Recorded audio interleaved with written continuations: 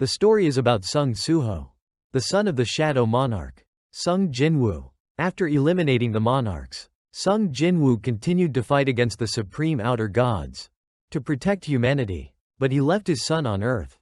Who would have thought? The outer gods had secretly sent mana to Earth, creating dungeons to toy with humanity. From the moment he was born, Sung Suho inherited the powers of the Shadow Monarch. At the age of 1, he could already fly. His growth was astonishing, so Sung Jinwoo sealed his powers. Now, as he grows older, his power has awakened. With the guidance of Aunt Beru, he learns that both his father and mother have gone missing, and it all relates to the supreme outer gods. The journey to fight against the supreme outer gods is something the readers are invited to follow. The beginning of the story shows powerful forces with mysterious and mighty appearances. Outer gods are supreme beings who have created countless universes since ancient times, earning the title of supreme beings. The supreme beings ceaselessly create new universes, endlessly searching and living an eternal life. Gradually, countless materials and souls, along with rules and laws, have been born, living in an endless loop. The supreme beings always feel bored, and have come up with a way to entertain themselves, watching the creatures they created fight against each other. To them, the suffering of all beings is nothing more than entertainment. For the supreme beings, the destruction they cause seems amusing, even though it means countless beings are drawn into an infinite battlefield, dying and being reborn over and over again. But that is a necessary event that occurs to quench their boredom. However, surprise, surprise, life doesn't always go as planned. When everything seemed normal, an unexpected incident occurred. One of the supreme beings was killed by the very entity it created while watching the infinite battlefield. When this news spread far and wide, it attracted the curiosity of many different eyes. The moment the supreme beings, from various dimensions and times, learned about it, they gathered to observe the unclaimed world. All attention was focused on the game board before them. The death of a god of the same rank, and the fact that the god was killed by a creature it had created. Who would have thought? They all shared the same frequency? The gods didn't care about that matter. They all shared the same thought. At that moment, the battle for power among the supreme beings officially began. The first to seize the unclaimed power would become its owner. On a beautiful sunny morning, at a high school, a student named Suho was boasting to his classmates, "I got accepted into Korea National University of Arts." His friends heard this and found it hard to believe, doubting him and calling him a liar. Everyone thought it was easier to believe a dragon flying in the sky than to believe Suho. How could a rough guy like you get accepted into an art school? Meanwhile, I had to study for another year. At that moment, Suho was as happy as if he had hit the lottery. Finally, I've escaped from this hell. Suddenly, another person walked over. Suho, congratulations. Dao, I heard you got accepted into the art school. Just by looking at Seongcheol. It was clear he came with unfriendly intentions. Seongcheol. I never knew you were that talented. Since when were you good at painting? Suho didn't seem pleased with his presence at all. Suho. Kim Sungcheol. It's you again, huh? Seeing Suho forget his name, Seongcheol's face twisted with anger. Seongcheol. I'm not Kim Sungcheol. I'm Lee Seongcheol. Suho's indifferent expression seemed to say, like I care. So, Seongcheol's purpose for coming here became clear, to make demands. Seongcheol. It's all because of you. My plan to become the top dog at school was ruined. It was a battle of equals. Suho wasn't about to back down and replied, Suho, thanks to me, you managed to graduate safely. Another female student chimed in. Female student. Sungcheol is acting like that again. The two female students whispered, gossiping about Seongcheol's terrible behavior. Female student 1. We're about to graduate. Why is he acting so childish? Female student 2. I feel bad for him. Though, why does he keep targeting that poor guy? He's lost both parents and still has to force a smile to keep going. The next moment, hot-headed as ever, Seongcheol prepared to charge and throw a punch at Suho. But before he could do anything, Suho slammed a knee straight into his face. Suho, clearly not in the mood for jokes, said, Suho, don't bother me until we graduate. At that moment, Seongcheol's eyes widened with fury. Seongcheol. I put up with you for way too long. Suho immediately hit Seongcheol with another punch, straight to the face, to teach him a lesson. Despite his face now smeared with blood, Seongcheol still wore a defiant smile. As if he feared no one. Suho. What the hell is this? Haven't learned your lesson yet. Huh? Then, Seongcheol clenched his fists tightly. He wasn't the type to sit quietly and accept defeat. Preparing to launch a strike, he aimed at Suho. Seongcheol. Why'd I feel no pain at all? He quickly threw a powerful punch. But unfortunately, it hit nothing but air. Suho, standing nearby, was startled by Seongcheol's wild swing. Suho. Damn, that was close. Almost sent straight to the afterlife. The two female students from before were stunned. Eyes wide and mouths agape. Shocked by Seongcheol's incredible strength. With that earth-shattering punch, Seongcheol left a massive hole in the row of lockers in the classroom. The hole was so big that you could probably stick your whole head through it. After experiencing that mind-numbing moment, Suho sat frozen like a statue on the ground, still bewildered. Time passed quickly. 2 years later. The surroundings had changed somewhat, and so had Suho. A gentle breeze carried fallen leaves past him. Suho was no longer a high school student, he was now a second-year university student. On a bustling street filled with people, he calmly walked alone. Suddenly, a sound echoed near his ear, catching Suho's attention. It was a man holding a loudspeaker, announcing an evacuation. All classes held in the main building will be relocated to the auxiliary building. Everyone, please move there. People were curious about what was happening inside, but security guards blocked their way. Currently, the hunters are inside, fighting the monsters. Everyone, please stay away. Inside, a man dressed in a black suit was monitoring the situation. How long have the hunters been inside? He asked. The staff member in charge replied. More than 8 hours, sir. Since this gate was evaluated as only D rank, I think they'll come out soon. Suho stood still, motionless amid the crowd moving past him. All right, everyone, those who are not hunters may be at risk. Please do not approach. His face lowered, and he began to sink into a deep, solemn state. Another gate? Why? Suho's thoughts drifted back to 3 years ago. Gates began appearing all over the world, forcing humanity to undergo a complete transformation. He could never forget the day those bizarre creatures emerged, spreading terror. The gates led directly to dungeons, and after a certain period, the monsters would break free and slaughter humans. However, from hardship came ingenuity. Humans gradually adapted, learning how to fight against adversity. Mutants capable of using mana emerged. Awakeners began to appear, possessing special abilities. Due to the rapid changes on Earth, people believed the era of chaos would last forever. Until an awakener named Wu Jinchul established the Hunters Guild. He gathered awakeners and quickly created the profession of hunters, putting an end to the unpredictable era of chaos. The social hierarchy also changed by then. Now, humanity on Earth was divided into awakeners and the unawakened. In the complex world of today, Suho continued pursuing his art. Every pencil stroke he carved onto paper reflected the struggles of those who faced discrimination. Many people in the world had to scavenge like ants just to survive, while others merely extended their hands and received whatever they wanted.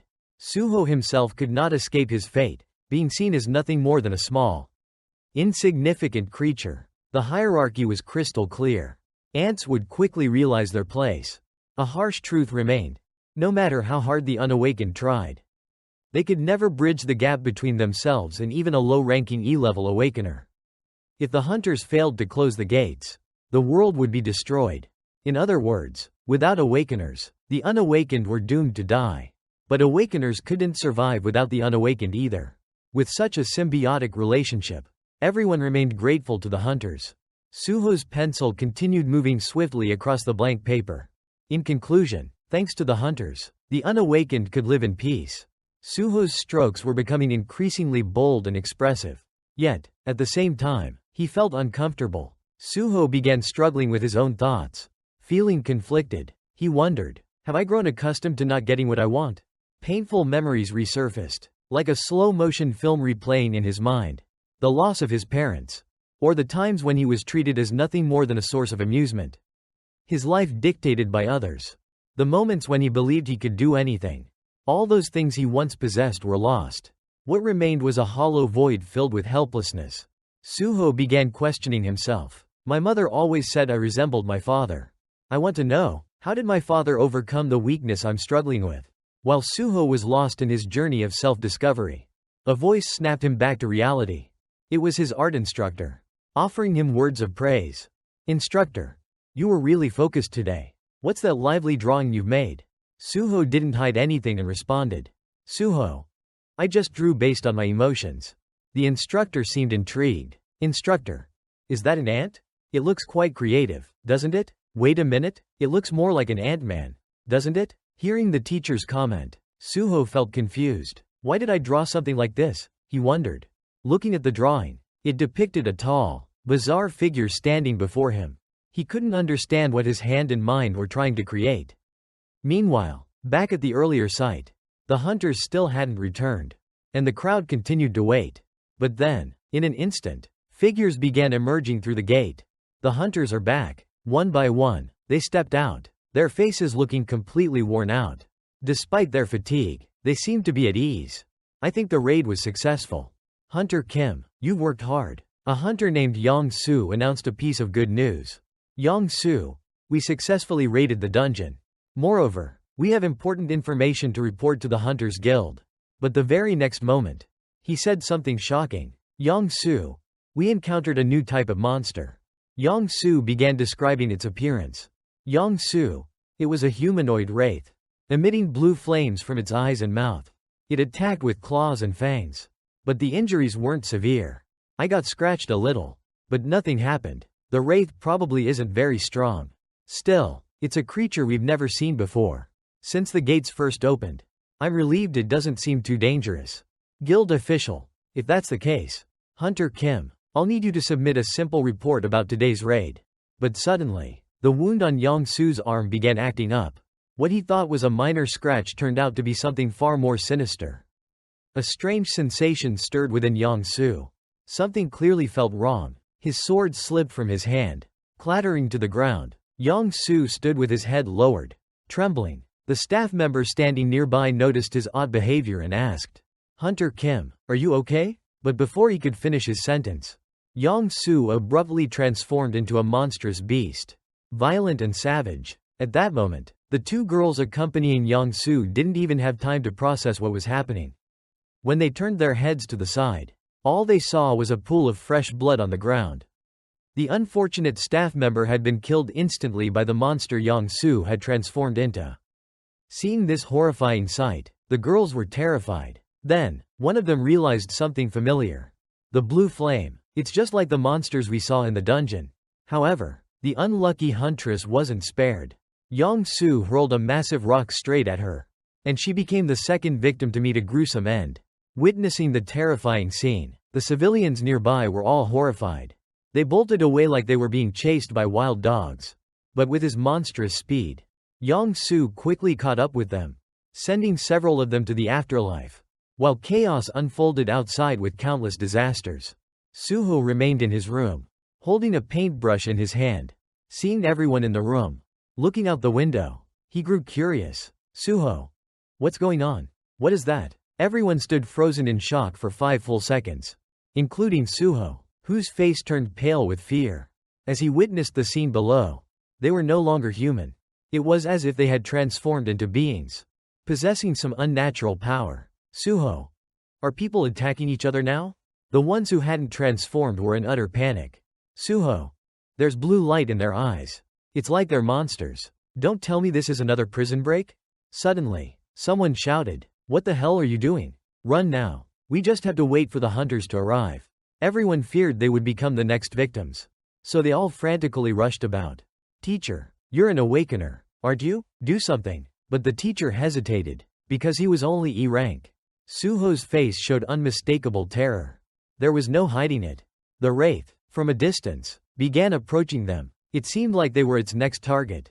As expected, it lowered itself, preparing to leap across with a deadly strike. And then, the fatal moment arrived. The wraith lunged forward at the speed of light. Seeing it nearly reaching its target, Suho yelled in desperation. Suho! Run! But where can we escape to? It was already too late. Yong-Su had breached their area. From its mouth and eyes, a blue mist emanated, looking bizarre and eerie. Everyone was so terrified, they couldn't even move a single hair. They stood there, mouths agape, completely frozen. At that moment, Suho tried to channel the spirit of a marathon runner, searching for a way to escape. Suho! Run, everyone! But then, a girl who was trapped made him pause. Girl! My leg's stuck. Someone help me. Deep inside, Suho's mind was tangled in a mess of conflicting thoughts. He couldn't decide whether to listen to his rationality or his heart. After making his decision, he shut his eyes tightly. And in front of her trembling hands, Suho made the choice to leave. Suho! I'll go get the hunters. Inside, Suho's mind was fighting a damn psychological battle.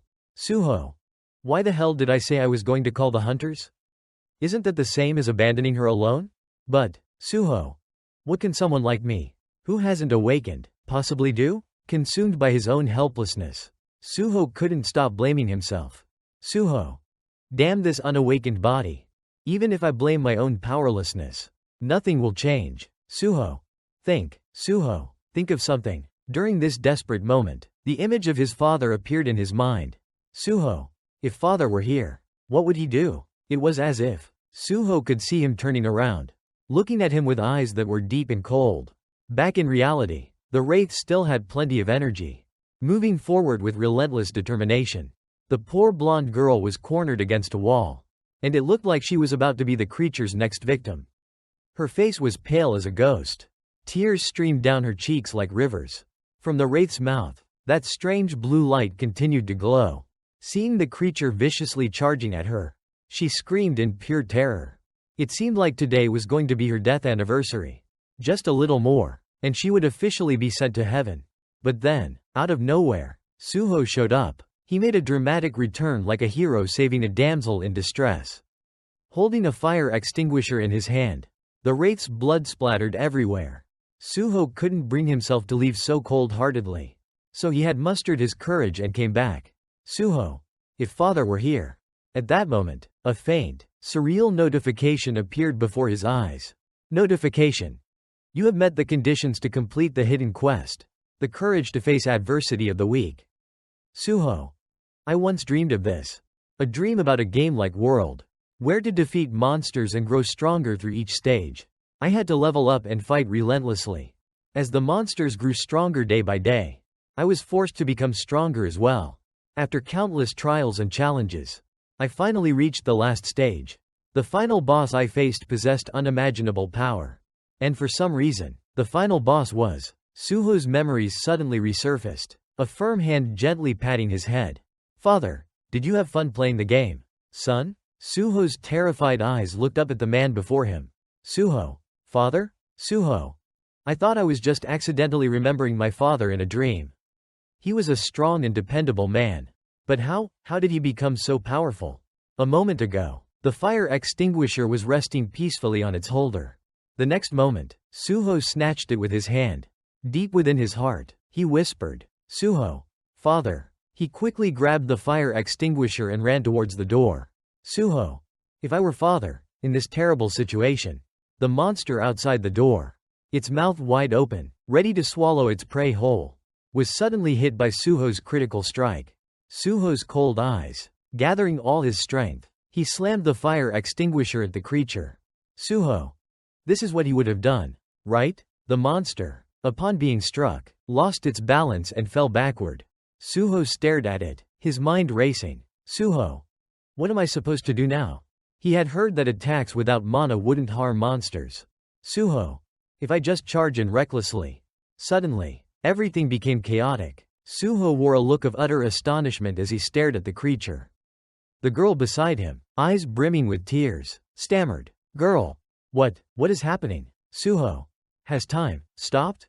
In front of him, a notification window appeared. You have met the conditions to complete the hidden quest. The courage to face adversity of the weak. You have qualified to become a player. Do you accept? Suho looked at the notification window before him. Bewildered. Suho. This feeling. It's just like that dream. Suho. If everything's happening exactly like in the game, then there's no reason to refuse. Especially in this desperate situation. His eyes lowered, and he whispered 3 words. Suho. I accept. Inside the room, a strange light began to glow. A status window appeared, displaying a series of notifications and missions for Suho. He examined it for a moment before speaking. Suho. A status window just like in the game. I recognize this. The status window displayed a mission. Guidance quest. Defeat the Wraith and level up. Back to reality. The creature before him trembled, on the verge of collapsing. But it quickly rose up again. Suho. The Wraith. It's a newly awakened D-rank monster. Time had resumed its flow. Suho shouted loudly. Suho. Run now. The girl behind him, her face pale, stammered. Girl. Oh okay. Titles began appearing above the creatures' heads. Unawakened Wraith. Unawakened Wraith. Awakened Wraith, D-rank. Their opponents consisted of 2 unawakened wraiths and a hunter who had transformed into a monster. The others quickly fled the area, leaving Suho alone to face the horde. The monsters immediately charged at him one by one. Suho's eyes grew cold, a smirk forming on his lips. Suho. If I've really awakened. He hurled the fire extinguisher towards them. But before it could reach the creatures, one of them tore a massive hole through it.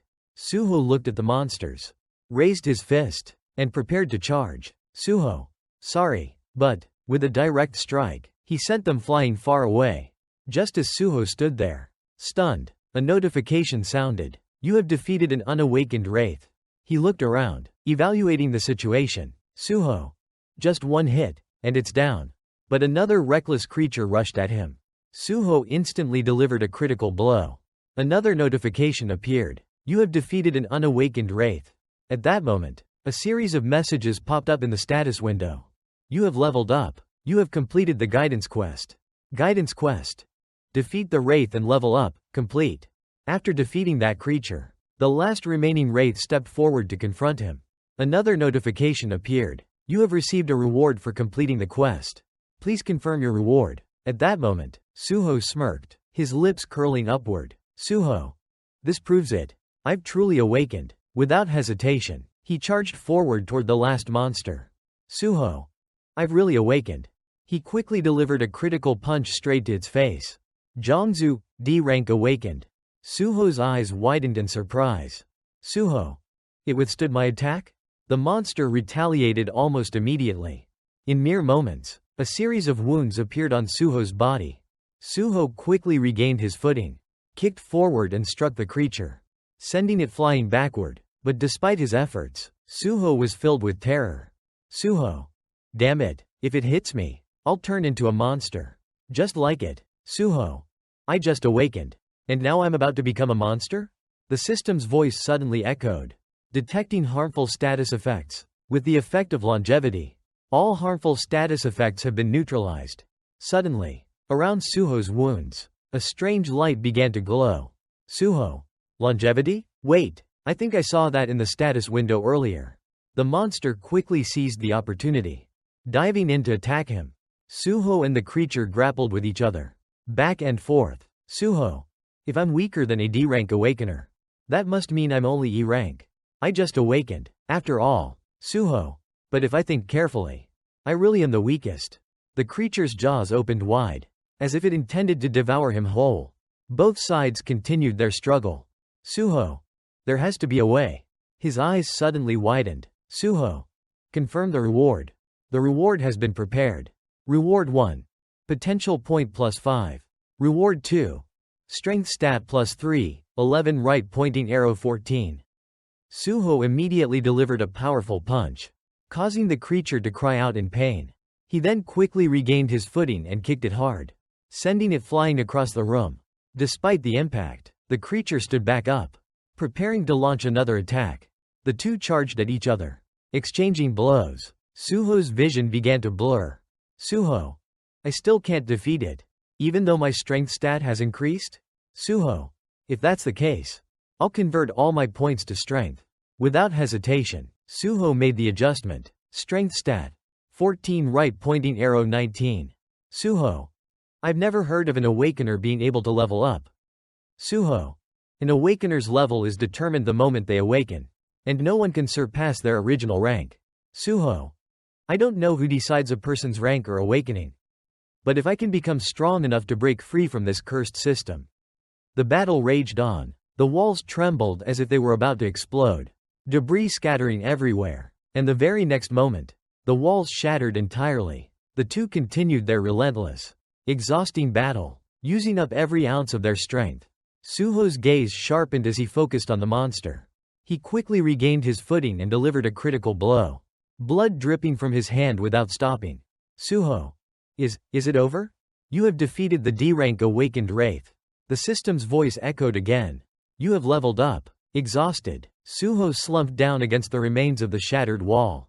Breathing heavily, he murmured to himself. Suho. I did it. Suho, exhausted, looked down at his blood-soaked hand with a distant gaze. He clenched his fist tightly. Suho. I've finally awakened. He forced himself to stand, trying to steady his thoughts. Suho. I can do this. I'm an awakener now. I can protect everyone, and end this nightmare. Outside, footsteps approached the window. A tall figure wielding a massive blade charged towards someone. He leapt high into the air, causing the ground beneath him to explode violently. At that moment, Suho moved toward the main door, trying to assess the situation outside. Suddenly, he felt a chill run down his spine. The man wielding the blade had prepared to launch an attack toward him. Suho. He's AC rank awakened wraith. A loud explosion echoed. Debris from the upper floors crumbled and fell to the ground. The loudspeakers above began to broadcast an alert. A city-wide alarm blared across Seoul. Dungeon break. Within the premises of Korea National University of Arts. All residents in the vicinity must evacuate immediately. The military began advancing deeper into the area. A black soldier lit a cigarette within their command center, muttering angrily. Soldier. Damn it, so many civilians are dead. And all we can do is stand here and watch. When the hell is the Hunters Association sending their people? The man beside him, holding a specialized computer, quickly checked the situation. Technician. They said, it'll take some time before they can find a B-rank hunter or higher. Soldier. B-rank? Isn't this just a D-rank dungeon? Technician. Yes, but apparently, the Hunters Association is concerned about the infected hunters. Both men stared at the computer screen. One of them pointed at an image. Soldier. No way, even a C-rank hunter got infected? The display revealed all the details of the man. Name. Kim Jongsu. Role. Tank. Rank. T. Back at the battle site, Suho was busy fighting the monstrous creatures. His body was now slightly battered. His thoughts racing. Suho. Damn, that guy just leapt up from the lower floor? The creature displayed a savage grin as it looked at Suho. Suho thought to himself. Suho. AC rank awakened wraith wielding a weapon? This one's different from the others. He jumped up and prepared to strike. Suho. I just leveled up. But, do I really have a chance of winning? Suddenly, the creature's blade swung across, cutting through the air with deadly precision. Both sides charged at each other with everything they had. But Suho quickly found himself on the defensive. Feeling overpowered, the creature, towering over him, raised its massive, sharp blade high. It smiled savagely before bringing the blade down with brutal force. Suho. Damn it. At the last moment, Suho quickly raised the fire extinguisher in front of him, using it as a makeshift shield. The sharp blade struck down, slicing the fire extinguisher cleanly in half. A deafening explosion roared through the room, as smoke began to pour from the split extinguisher, filling the entire room with a thick, blinding fog. Suho seized the opportunity, using the smoke as cover, and began searching for a way to escape. After escaping from that cursed room, Suho sprinted forward as fast as he could, clenching his teeth and thinking to himself. Suho. Defeating that thing is impossible. Suho. So this is why awakeners are classified by ranks. Suho. When the hell are the hunters going to get here? Suho. If I can just hold out until they arrive. The monster quickly realized what was happening, hoisting its blade and charging after Suho. It growled menacingly, its voice sounding terrifying. What it did next left Suho stunned. Suho glanced over his shoulder. eyes widening. Suho.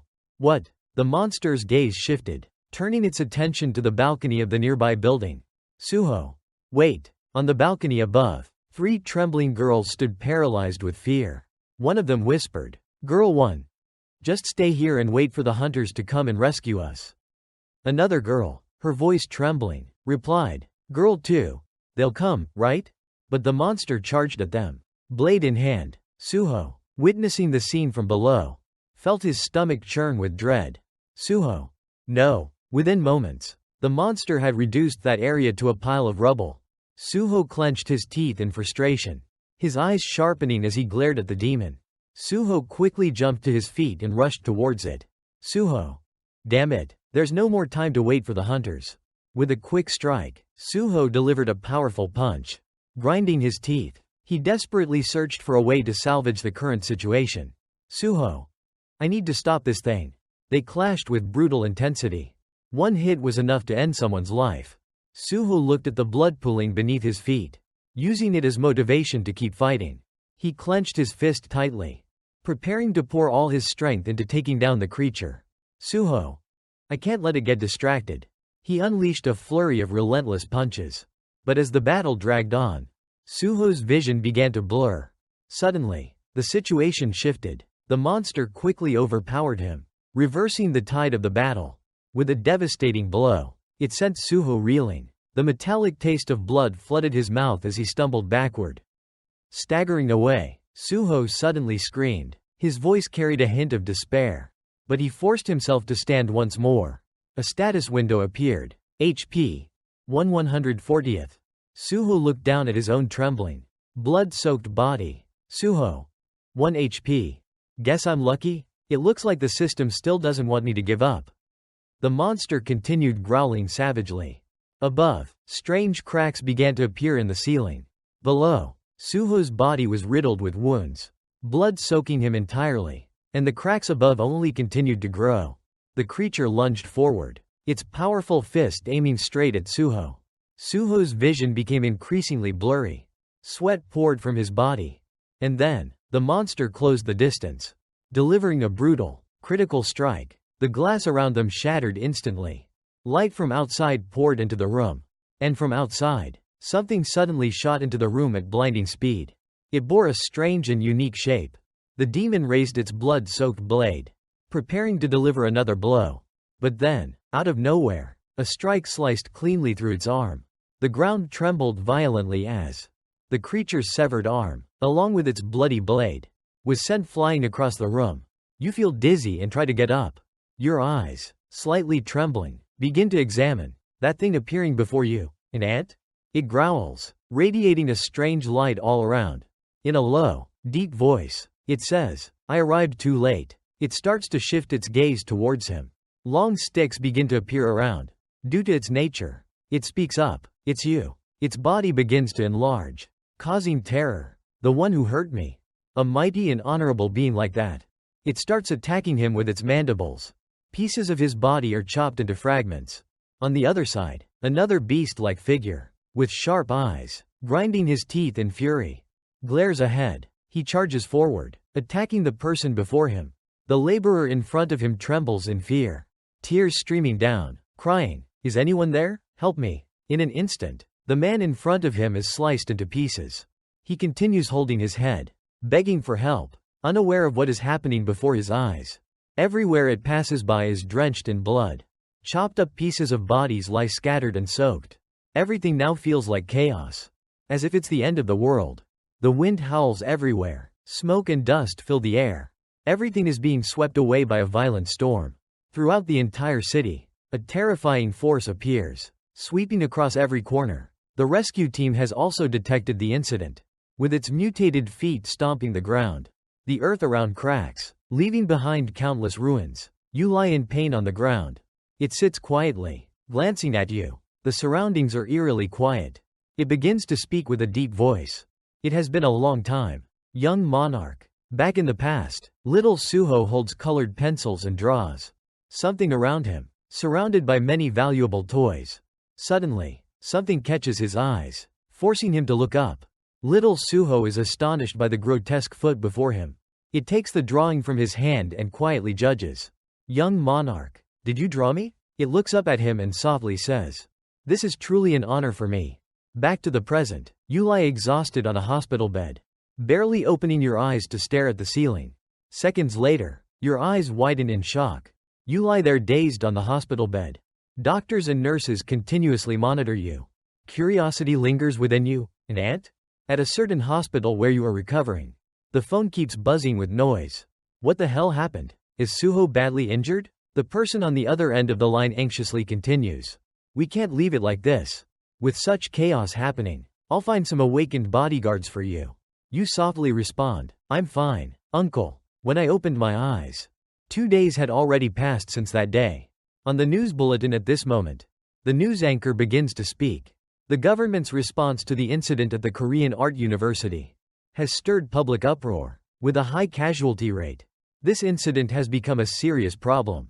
First, the discovery of the demonic flame infection, which can infect and transform even hunters into monsters. Then, the delayed response of the Hunter Association, even though the incident occurred right in the heart of the city. Finally, the mystery remains. How did all the infected by the demonic flame perish before the hunters could even arrive?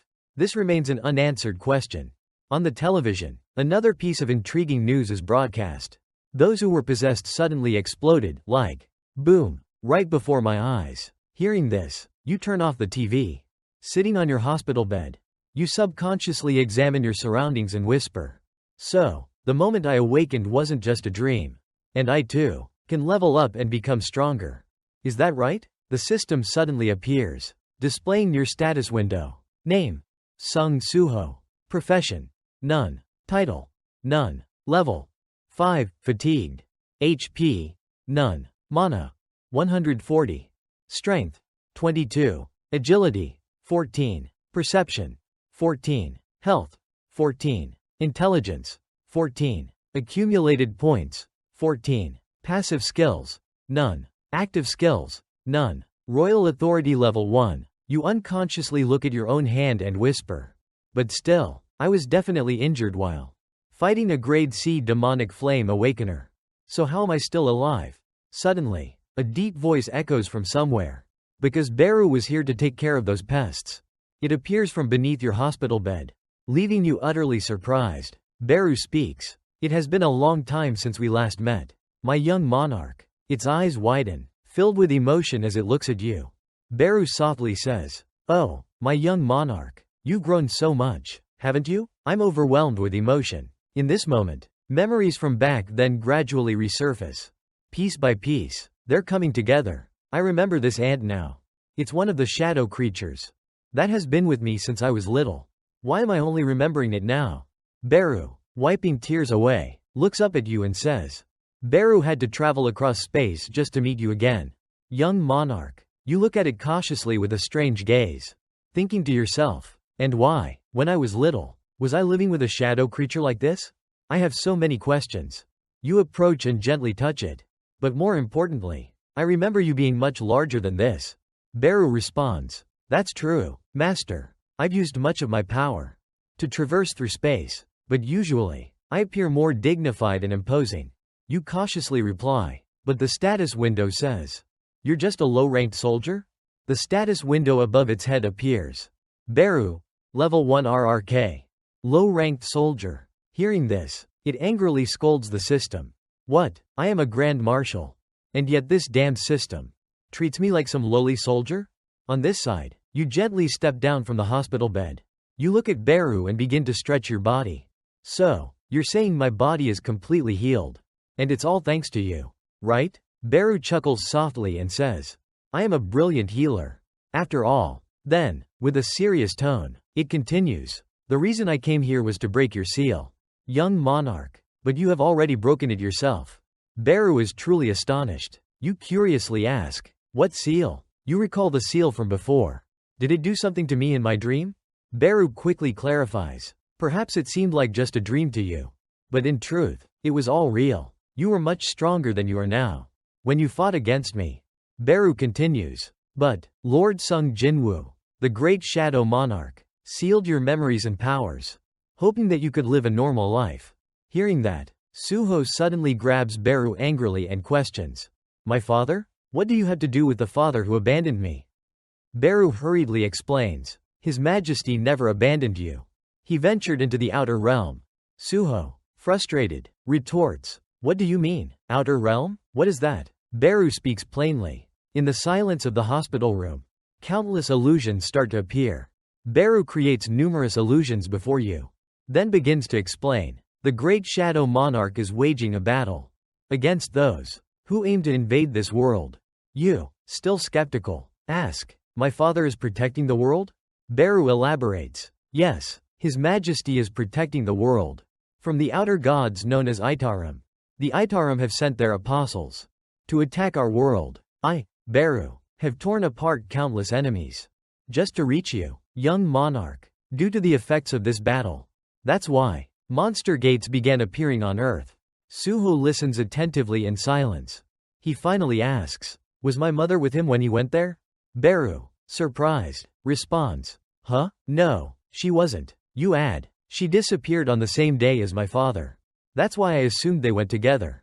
It suddenly approaches you, its body trembling and yelling.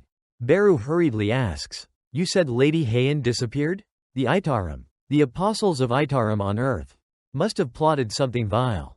Suho's voice turns serious. So, are you saying everything was caused by those Itarim? He lowers his head, his expression cold and grim. So that's why my parents never came back. Beru then asks, do you want to see them again, Your Majesty? Your clenched fist trembles. Yes, of course, I do. I've been living alone for so many years. Beru offers a proposal. Then there is only one way left. Suho's gaze begins to waver. Beru quickly spoke up. Due to the war, your father temporarily cannot return to Earth. So, the only way is for you, young monarch, to grow stronger. Only then can you find and protect Lady Heian yourself.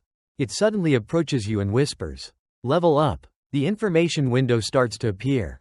A notification pops up. A quest has appeared. Quest information. Challenge of the Shadows. You are the son of the great Shadow Monarch. However, your innate power has been sealed.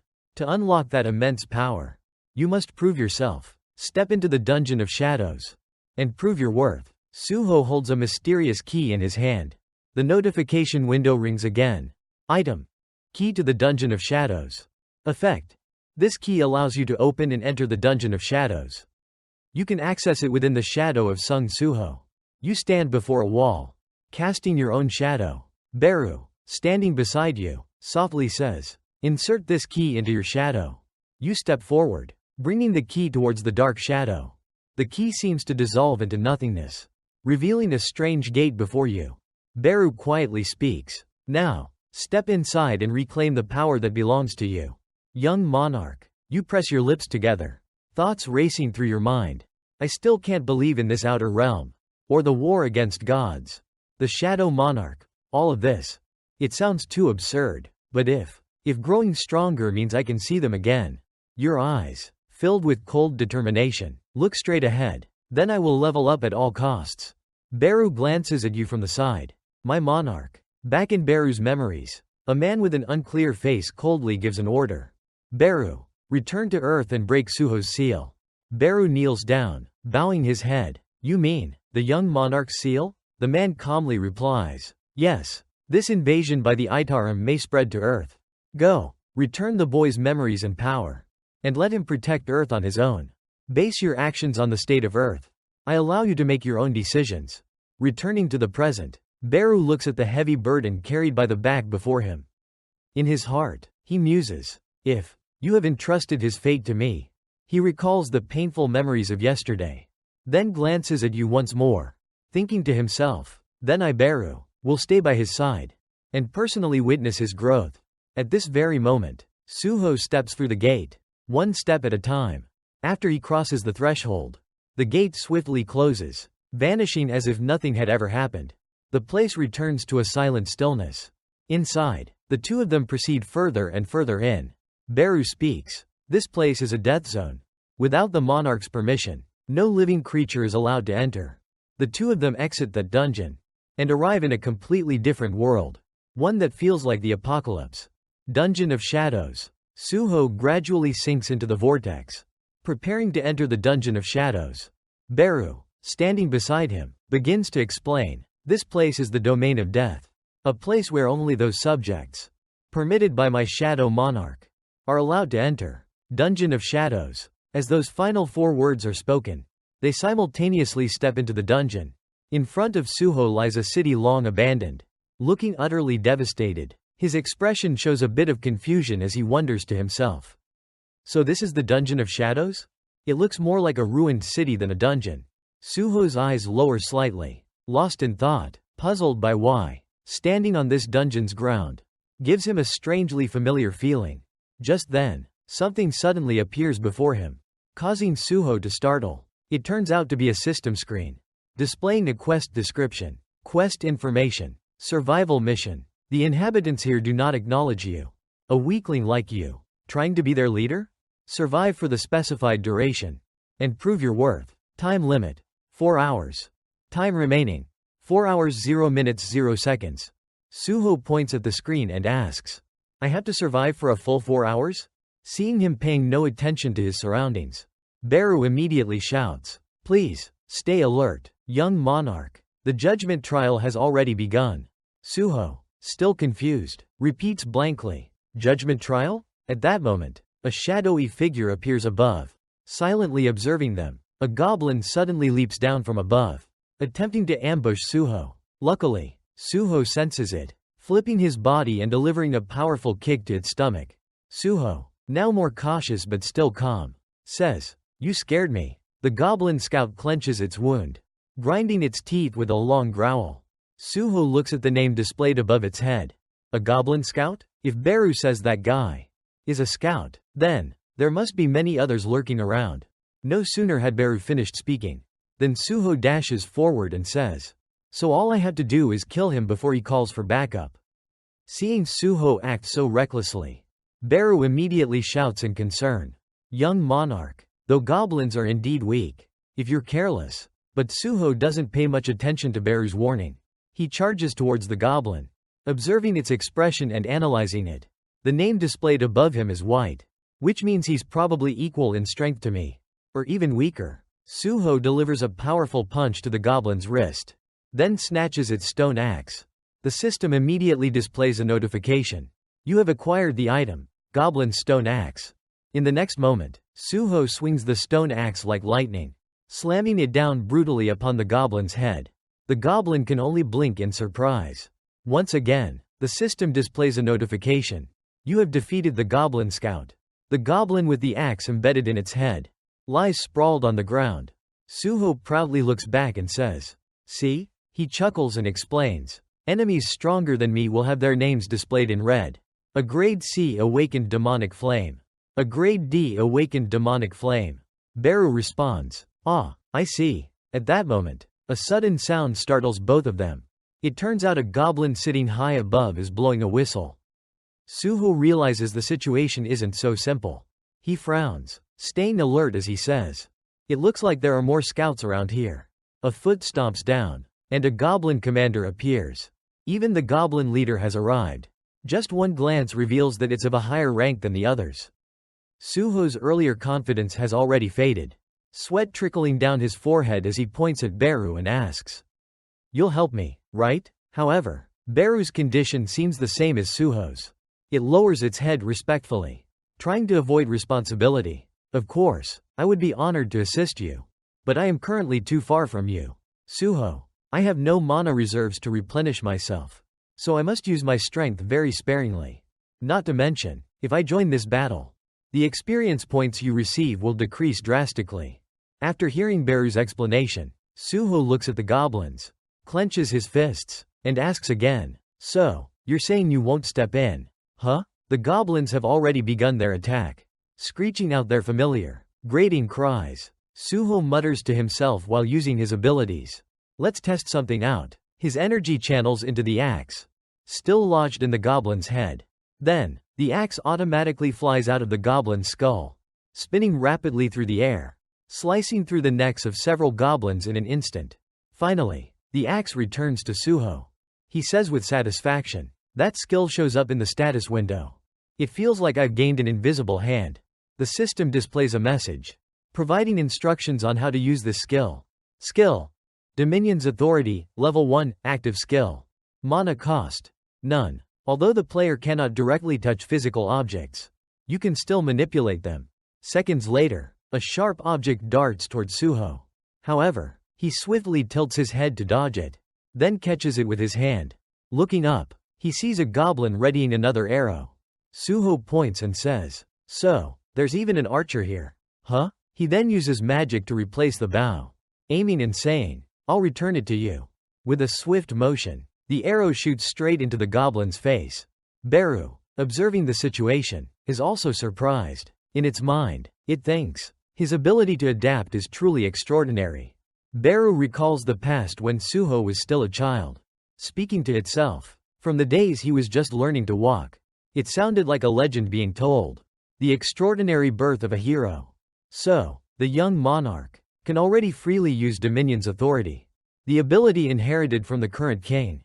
However, since that power was created to destroy all things, naturally, it is a hindrance when living in this peaceful world. But now, as the apostles of Itaram are invading Earth, Beru looks at the ferocious goblins baring their fangs, waving their claws violently. Alongside Suho's fierce battle performance, Beru thinks to itself, the source of the successor's power has finally returned. At that moment, the system screen appears with a message. Notification. You have leveled up. Seeing the notification, Suho becomes distracted, thinking to himself, so, I can lift objects weighing up to approximately 10 kilograms, just by using Dominion's authority. Unexpectedly, a goblin takes advantage of the moment and slashes at him. Seeing the blood flow, the goblin grins wickedly. In a flash, Suho delivers a punch straight into its face. By now, the goblins have gathered, completely surrounding Suho. He clutches his wound in pain. Beru, beside him, shouts in panic, "Young monarch!" From behind the group of goblins, a tall figure approaches, causing the goblin scouts to cower in fear. Around it, red energy emanates. It turns out to be a goblin commander. The system screen displays HP 160-190s. Suho grabs the blade still embedded in his waist, grimacing internally from the pain. He grits his teeth and pulls it out. At that exact moment, the goblins charge toward him again. Suho firmly shouts in his mind a single word, then grips the sword tightly and rushes forward to fight. He throws the blade with all his might, sending it flying through the goblin scouts. The sword pierces straight into the goblin commander behind them. Deep down, Suho thinks to himself, compared to the aimless life I once had, now I want to live more than ever. Sweat pours down his face, but he continues to fight fiercely against the goblins. The system screen displays HP 118-190s. Suho fights alone. His health continues to drop rapidly. HP 84-190s. He grabs a simple short sword and charges forward. His HP at that moment is reduced to HP 53-190s. Suho thrusts the sword forward. All of the goblins, from goblin scouts to the goblin commander, encircle him from all sides. The system then displays a notification. You have acquired the skill Endurance, Level 1. Shortly after, a series of notifications appear. You have leveled up. A large pool of blood spreads across the ground. The bodies of the goblins lie scattered everywhere in various poses. The goblin commander has also been defeated, its corpse lying on the ground with its mouth wide open. Suho sits atop a car hood, exhausted, letting out a heavy sigh. Finally, the system sends another message. Time remaining: 0 hours, 0 minutes, 0 seconds. You have completed the quest. Beru claps enthusiastically, praising him. Wow, unbelievable. Beru, always believed you would pass the judgment trial. My future king. Hearing its words of encouragement, Suho angrily snaps back. You didn't even help me at all. The system screen displays a notification. The reward for the quest has arrived. Would you like to claim the reward? Accept, decline. Suho, still panting heavily, looks at the screen and asks, "What's this?" At that moment, 2 more messages appear. The reward has been prepared below. Reward: Rune Stone, Shadow Summoning. Suho wonders aloud. A rune stone? If I use it, will I gain the Shadow Summoning skill? He then decides to try using the skill. Watching from the side, Beru feels joyful and thinks to himself, "Oh, The future young monarch has obtained the shadow summoning skill. Suho lifts his shirt, looking at his well-toned abs and says, "Now that I think about it, I used my skills quite proficiently during the fight. Besides understanding the ranking system, I've also acquired a lot of new skills." The system screen displays the following. Skill. Endurance, level 1. Type. Passive skill, no mana required. Description. You have gained limitless stamina. Effect. Physical defense has increased by 20%. Suho leaps down from the car and says to Beru, "Compared to before I awakened, I feel overflowing with power now. My wounds also heal themselves whenever I level up." Beru continues explaining to him. This ranking system is an upgraded version of the old system that Lord Jinwoo once used. Now, it serves as a tool to support your steady growth. My future king, Beru concludes. In short, you thought of yourself as someone who hadn't awakened. But the truth is you possess the most powerful abilities. You can think of it that way. Suho, feeling a bit fatigued, replies, Yeah, anyway, I've already accepted the reward." At that moment, the system displays, Rune Stone, Shadow Summoning Guide. You will absorb the skill upon breaking the rune stone. Suho holds the rune stone in his hand, then applies force and crushes it. Immediately, the system displays a notification. You have acquired the skill, Shadow Summoning. The description of the skill appears. Skill. Shadow Summoning, Domain of Shadows. Mana cost. None. Effect. Consume mana from any corpse to create a shadow soldier. Summoning failure rate. Depends on the target's experience level and the amount of time passed since its death. Maximum number of shadows obtained, currently 3. Suho, surprised, asks, "So, I can create shadow soldiers?" Beru explains in more detail. That's right. It's a skill that allows you to create soldiers from corpses. Just like how I was created. Shadow summoning is the core authority that built the legacy of the current shadow monarch, Sung Jinwoo. Suho then asks, "So, to control a corpse, I have to go hunting first? Does that mean I can control those who are weaker than me?" Suho adds, "I heard that summoning skills are usually considered low rank in the hunter profession." Saying that, he extends his hand towards the goblin lying on the ground. The system displays the following message. You can apply the shadow summoning skill to this target. Suho chants the command, Shadow Summoning. Unexpectedly, the system prompts him, "Please create an incantation for the shadow summoning skill." Suho places his hand on his chin and complains, "I have to create a spell for this skill too? What a hassle." He grunts, lost in thought. Meanwhile, Beru watches him with a very serious expression, unable to hold back any longer. Beru speaks up with advice. The incantation must be easy to remember. Suho waves his hand, releasing a surge of energy, and seriously chants, "Arise." After Suho chants the summoning command, "Arise," the goblin's corpse remains motionless on the ground. Then, slowly, a hand begins to emerge. 3 shadow soldiers formed from the goblin's corpses are now created. The system screen displays their information. Shadow Goblin. Level 1 rank, common. Both Suho and Beru widen their eyes, staring at them. Suho remarks, "So, this is what shadow summoning looks like." After a few seconds, Suho comments again, "Not as cool as I thought." The 3 shadow goblins and even Beru are startled. It takes Beru a moment to explain. Newly summoned shadow soldiers are usually weaker than when they were alive. Suho asks, "Also smaller, right?" Beru hesitates for a moment before responding, "Yes." The 3 shadow goblins, feeling hurt by his words, begin to tear up. Suho continues to ask, "How much weaker?" Beru answers nervously, "A little." Hearing the answer, Suho frowns and looks displeased. The system even states that they will disappear after 1 day. Beru, sweating nervously, asks, "No way. You don't have any skills similar to shadow summoning?"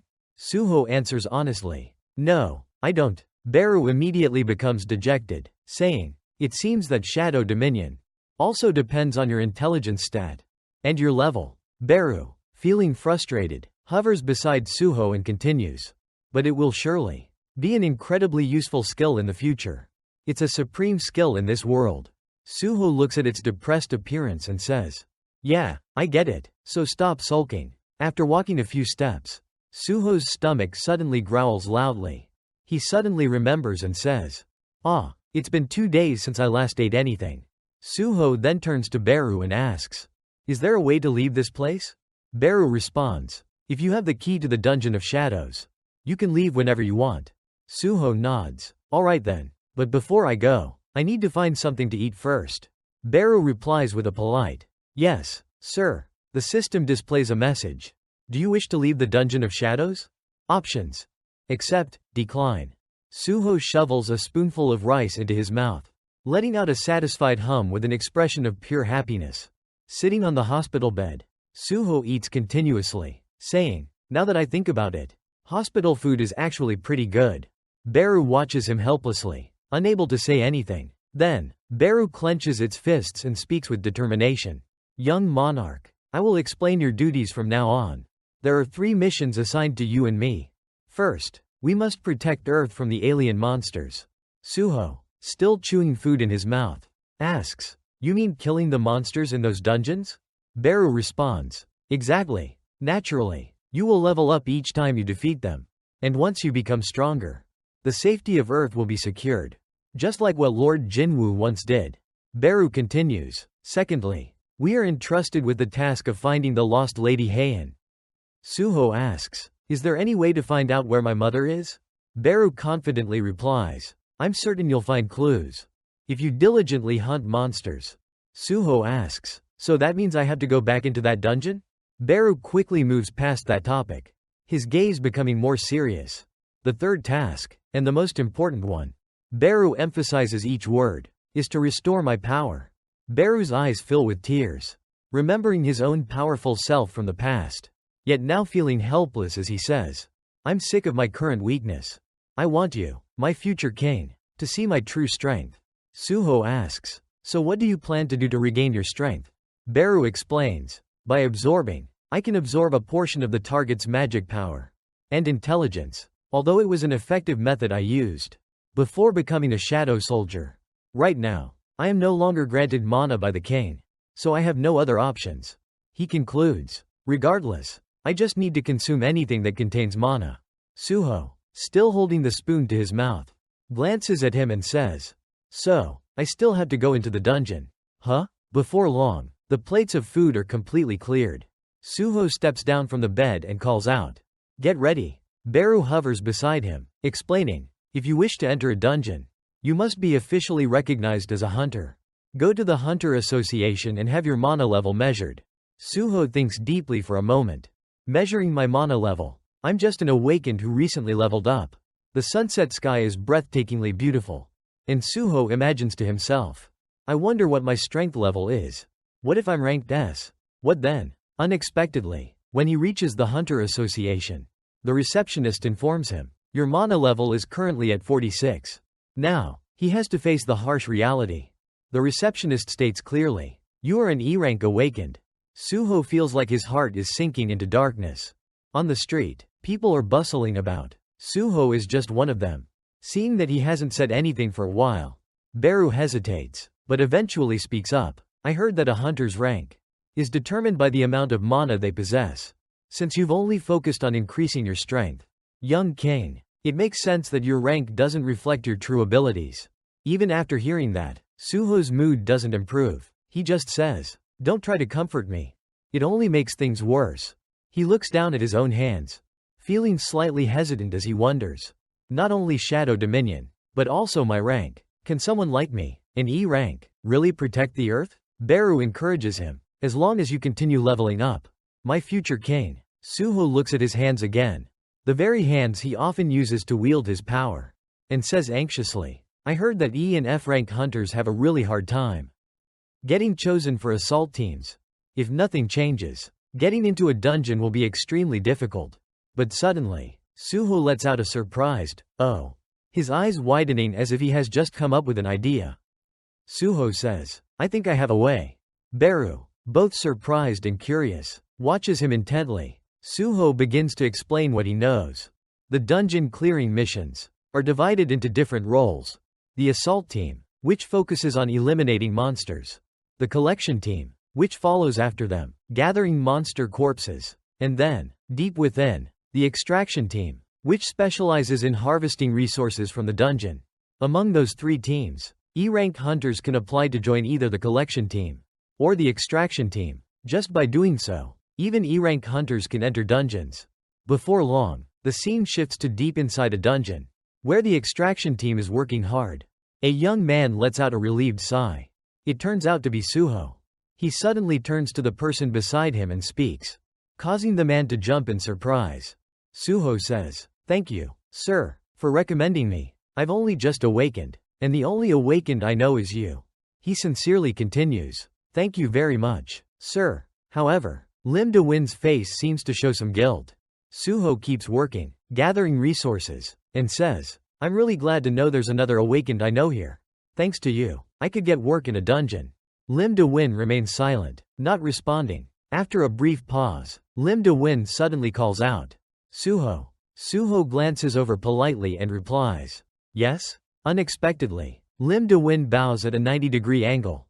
Startling Suho, Lim De-win says, "I'm sorry for what happened at the school." Lim De-win recalls the students calling out, "Mr. Lim, aren't you an awakened? Do something." But back then, he fearfully responded, "But, I'm only E rank," and then ran away.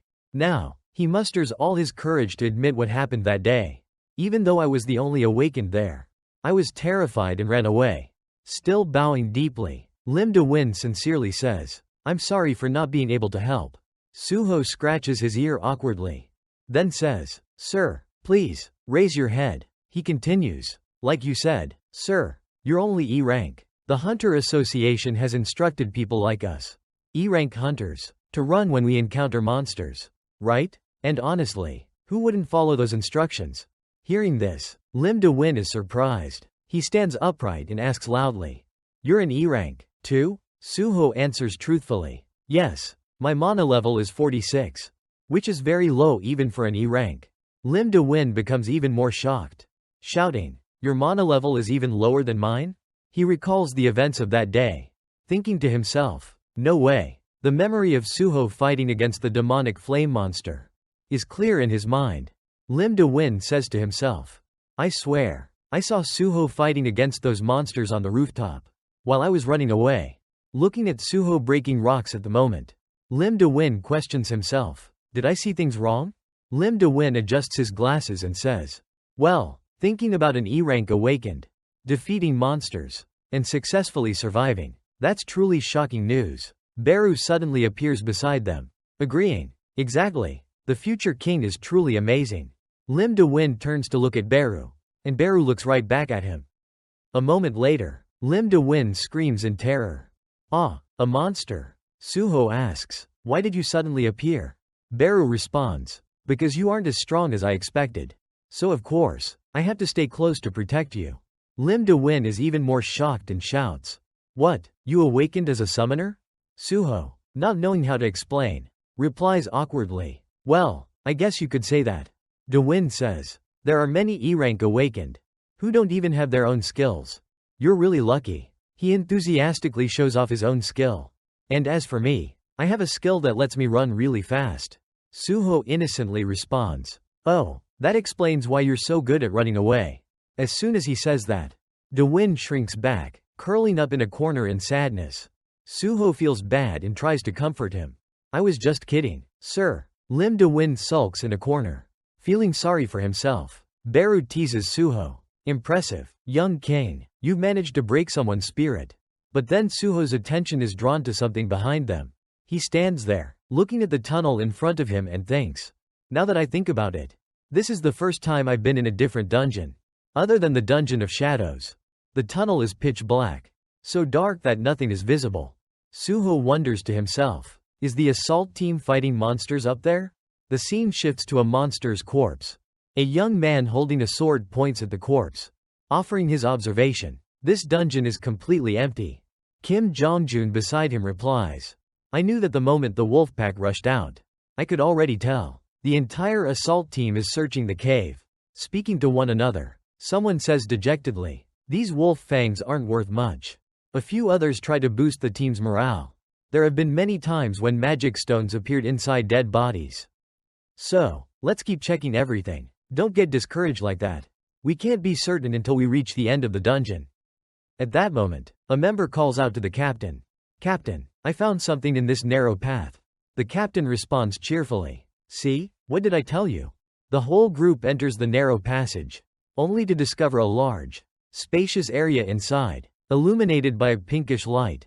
As the members survey their surroundings, one of them exclaims in confusion, "What is this? A place like this, and there are ruins here, too?" Another member suggests, "Should we head back outside and request support first?" Someone else speaks up, "Currently, my detection ability hasn't sensed any monsters." Another person asks, "If there aren't any monsters, then why are there ruins here?" After some discussion, they suggest, "Alright, let's investigate it now." In the middle of the circle, a sword was embedded into the ground. One of the group members speculated, "Who knows? Maybe instead of finding a final boss monster, we've stumbled upon a treasure." The captain, looking slightly anxious, said, "Thinking about the possibility of treasure here, it's driving me crazy." At this moment, everyone noticed the sword and gathered around it. They exclaimed, "Whoa, what's this? An amazing weapon." One member excitedly said, "We definitely have to appraise this thing. Do you guys think it could be worth a fortune?" But another person cautiously reminded, "If it's truly a treasure, then there must be traps around it. So, everyone, be careful." Kim Jong-jun approached from behind. He made his way over and said, "Step aside, I'll pull it out." The captain, shocked, quickly shouted to stop him. "Wait, Kim Jong-jun." Others also voiced their concerns.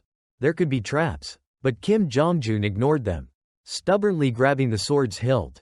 "If there really is a trap, a C-rank vanguard like me can handle it just fine." A strange energy surged into Kim Jong-jun's body. Before long, he was drawn into a cold, isolated space. All of his teammates had vanished. Kim Jong-jun looked around in confusion, asking himself, "What is this?" Suddenly, loud noises reached his ears. Giant eyes slowly began to open. Back in reality, the sword had been pulled from the ground. The captain let out a relieved sigh and said, "Phew, thank goodness, there were no traps." Seeing Kim Jong-jun remain silent, the captain called out, "Hey, Kim Jong-jun." Unexpectedly, Kim Jong-jun's face twisted with rage, grinding his teeth as he growled, "Who dares?" The captain, annoyed and about to reprimand him, said, "Next time, be more careful." But before he could finish speaking, Kim Jong-jun swung the sword. The captain's head was severed from his neck. Coldly and without hesitation, Kim Jong-jun walked forward. All the remaining members were paralyzed with fear, unable to utter a single word. Kim Jong-jun now looked utterly terrifying. His bloodied face, coupled with a third eye, oozed killing intent and madness. He spoke in a distorted voice. "Who dares to seize the sword of the Fang King?" Kim Jong-jun's voice boomed. "Slaughter all those who dared trespass the Fang King's domain." The remaining members trembled in terror. Seconds later, all that could be heard were their panicked screams. The scene quickly descended into bloody chaos. A surviving member, watching his teammates kill each other with his own eyes, couldn't hold back his tears. Kim Jong-jun now looked like a devil incarnate, continuously shouting, "Kill! Kill! Kill them all!" The scene shifts to the extraction team. Two workers, busy with their tasks, noticed something unusual and asked, "Huh? What's going on over there?" Meanwhile, Suho and Lim De-win didn't even have to lift a finger. The three shadow goblin soldiers were doing all the work for them. Other members looked at them in confusion and asked, "There's even a summoning skill like this?" Lim De-win looked at Suho with a face full of surprise and a bit of fear, silently trying to gauge Suho's strength. He'd heard that most summoners, at best, could only summon one or two creatures at a time. Yet, Suho could summon three, and that talking ghost beside him. Wasn't that four in total? He stared at Suho and Beru, thinking, it seems Suho's strength is far beyond that of a normal person. On Suho's side, he looked at his shadow soldiers working for him, and smiled in satisfaction, thinking to himself, even if I can only summon three at a time, and I need corpses to extract their shadows, which is a bit inconvenient. This shadow dungeon has plenty of goblin corpses, so I can make use of them. They're doing all these trivial tasks for me, without a single complaint. It's not bad at all. Suho turned to Beru and said, "Beru, just as you said, this shadow extraction skill is really amazing." Despite Suho's praise, Beru showed no signs of happiness. Instead, with a weary expression, it responded, "Young monarch, please, don't praise us for doing errands like this." Then it asked, But isn't your main purpose here to level up? Suho responded leisurely. According to the rules of the Hunter Association, an E-rank hunter isn't allowed to enter dungeons alone. Recently, they only started ranking hunters. So there are still a lot of issues in accurately measuring rank, so I think I'll wait until my mana increases. Then get tested again. On the other side, the senior workers, seeing how relaxed Suho and Lim De-win were, felt insulted. They quickly muttered to each other. If we slack off, these newbies will dig up everything. Let's show them the real power of us veterans. Suho turned to Beru and said, do you remember our third mission? We need to complete it right here. Beru, feeling a bit excited, asked, you mean, restoring my strength? Looking at the fragments of magic stones on the ground, Suho said, you said if you eat something containing mana, your strength will return, right? Those shattered magic stones here also contain mana. Beru, unsure, asked for clarification. So, young monarch, are you suggesting? Suho waved his hand. Since you can't help with harvesting magic stones, just clean up all the fragments lying on the ground. Moments later, Beru's mouth was full of magic stones, and it tried to respond with a muffled vong. Suddenly, a strange energy surged through Beru. It was so shocked it stammered. Why young monarch? Suho, still calm, asked, what's wrong? Beru replied, I just sensed the presence of a monarch. Hearing that, Suho immediately turned around and asked loudly, my father? Beru shook its head. No, there are many who possess power similar to a monarch. If it was Lord Jinwoo, my strength would have been restored by now. Beru continued to sense the aura, murmuring, the scent of this one, definitely.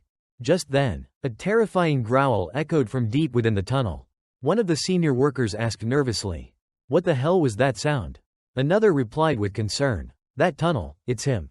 They looked into the dark, shadowy tunnel and said, that's the direction of the assault team. Moments later, from within the tunnel, 3 pairs of blood-red eyes appeared. A beast's paw stepped out, causing one of the extraction workers to back away in terror. He looked at the 3 enormous wolves before him, stammering, magic beasts. Everyone began to panic and shout, how are they here? A senior worker stepped forward to block them, raising his arms and yelling, everyone, run. Another worker gripped his pickaxe tightly, waving it frantically in fear and shouting, don't come near me. But instead of backing off, one of the wolves lunged forward and bit down on the pickaxe. The worker watched as the pickaxe snapped in half. He clenched his teeth so hard his face turned red, standing frozen, unable to react, tears automatically streaming from his eyes as he stammered, that's. Suddenly, a figure jumped in front of him, blocking the wolf. The worker looked up, both surprised and worried, shouting, Suho. Suho glanced back at him and said, I'll buy you some time. Hurry and get out of here. The worker stuttered, thank you, before turning and running away. Suho's eyes grew cold as he prepared to fight. He observed the text displayed above the wolves and thought, their names are orange? That means they're the same level as the grade D demonic flame. I fought at the school, so I should be able to defeat them. However, he glanced back at Lim De-win, who was trembling in a defensive stance. A look of disdain flashed through his mind.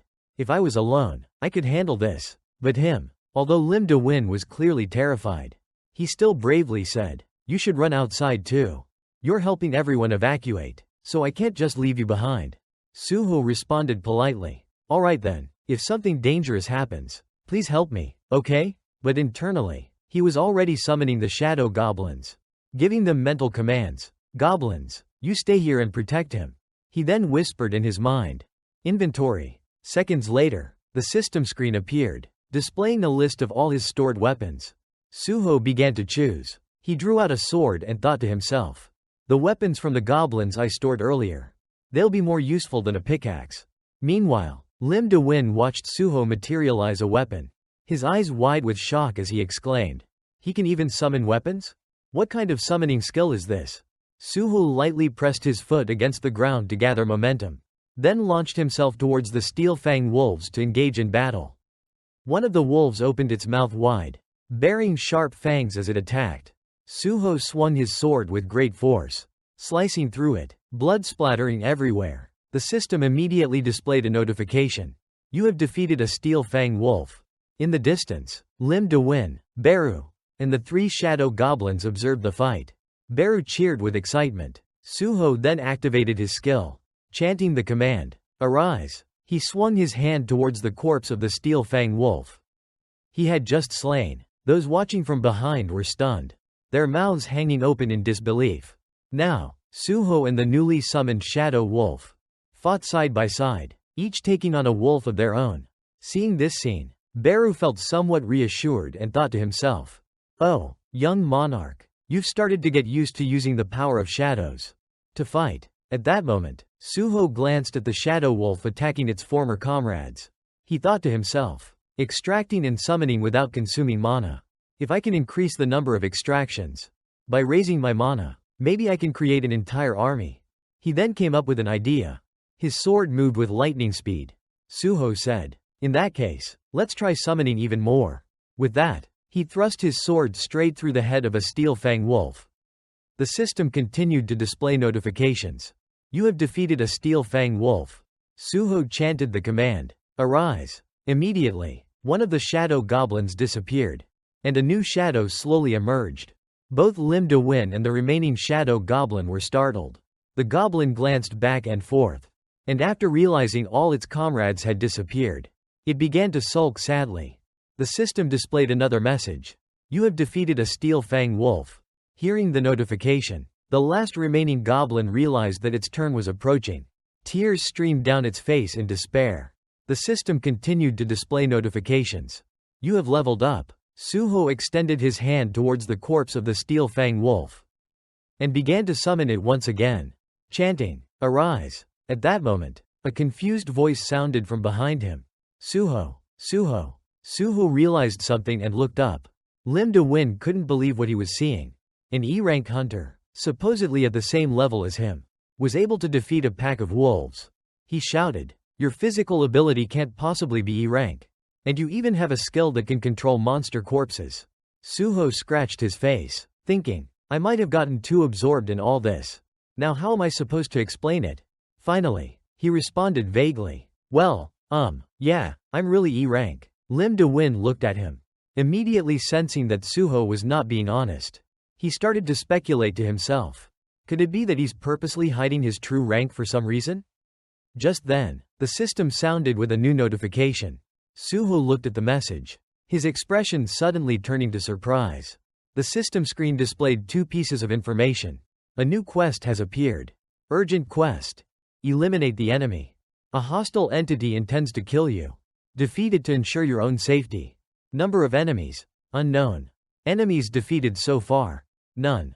Suho, puzzled, asked himself, a quest? He then turned his head, looking towards the tunnel, where the wolves had come from. Only one enemy to eliminate? But I've already taken down all the wolves I could find. Wait, Suho suddenly realized something and speculated. So, there's another enemy? At that moment, footsteps echoed as someone approached.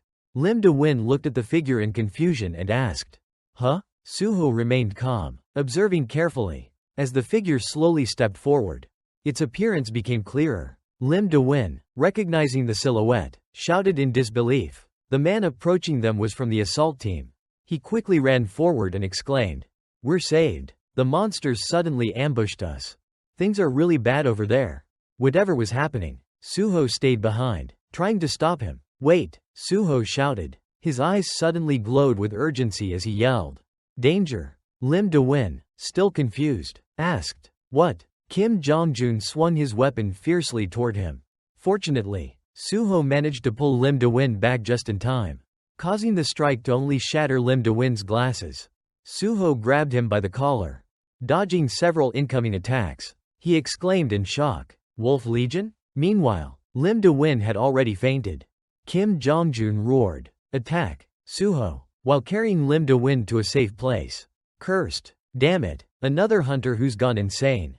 Since when did hunters start turning into monsters?" He observed the words floating above Kim Jong-jun's head. Demon Fang, possessed. Suho thought to himself. Also, the color of his name. He recalled the previous battle and realized, the redder the name, the more dangerous the enemy. I've already experienced the terrifying power of someone with a red name. Suho made a quick decision. The best thing to do now is to get the teacher and run away. However, he hesitated for a moment and said, But, Suho then asked Beru. Beru, he's not a monarch like me, right? Beru responded seriously. Although he has the aura of a monarch, he's actually far weaker. But at your current level, you won't be able to defeat him. Hearing that, Suho began to search through his inventory, saying, "Alright then." Beru, slightly surprised, asked cautiously, "What do you mean by that?" Suddenly, swords began to appear all around Suho, planted into the ground. He explained, "This system ensures I can grow safely, right? If it's given me this quest, it means I have the ability to defeat that thing. I need to become stronger as quickly as possible if I want to see my parents again." Finishing his statement, Suho's shadow wolves simultaneously attacked. Kim Jongjun was struck by a powerful blow, but his face now looked utterly terrifying. He had completely lost his sanity. Becoming a true demon, Suho gripped his weapon firmly, his stance unwavering as he declared, "I will defeat him and grow stronger, quickly." The massive beasts opened their jaws wide and charged. Suho tightened his grip on his sharp weapon and shouted, "I will defeat him and grow stronger, quickly." All around him, countless swords were embedded into the ground, emanating a dark and ominous aura. Beru hovered above the battlefield, watching the young monarch from above. The image of Suho, standing strong and resolute, facing down those monstrous creatures.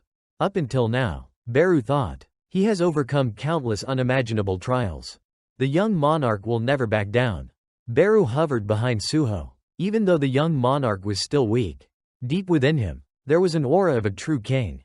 Demon Fang Rikan gritted his teeth and stepped forward, power radiating from around him as a voice spoke. His true form is a sword. "Sir, if you cut off his hand, he will lose connection with his host, and won't be able to move anymore." "I see," Suho responded as if realizing something. Demon Fang Rikan roared, and a pack of steel fang wolves charged at him. One of the wolves clamped its jaws around the sword with a fierce glare. Suho watched in amazement and pointed ahead. "Wow, I only poured a little mana into them, and they actually got back up." Beru floated beside him. "These are the basics of shadow soldiers. As long as you still have mana, they can be revived infinitely." Sharp swords sliced through the wolves. Beru continued, "Do you see the strength of shadow soldiers?"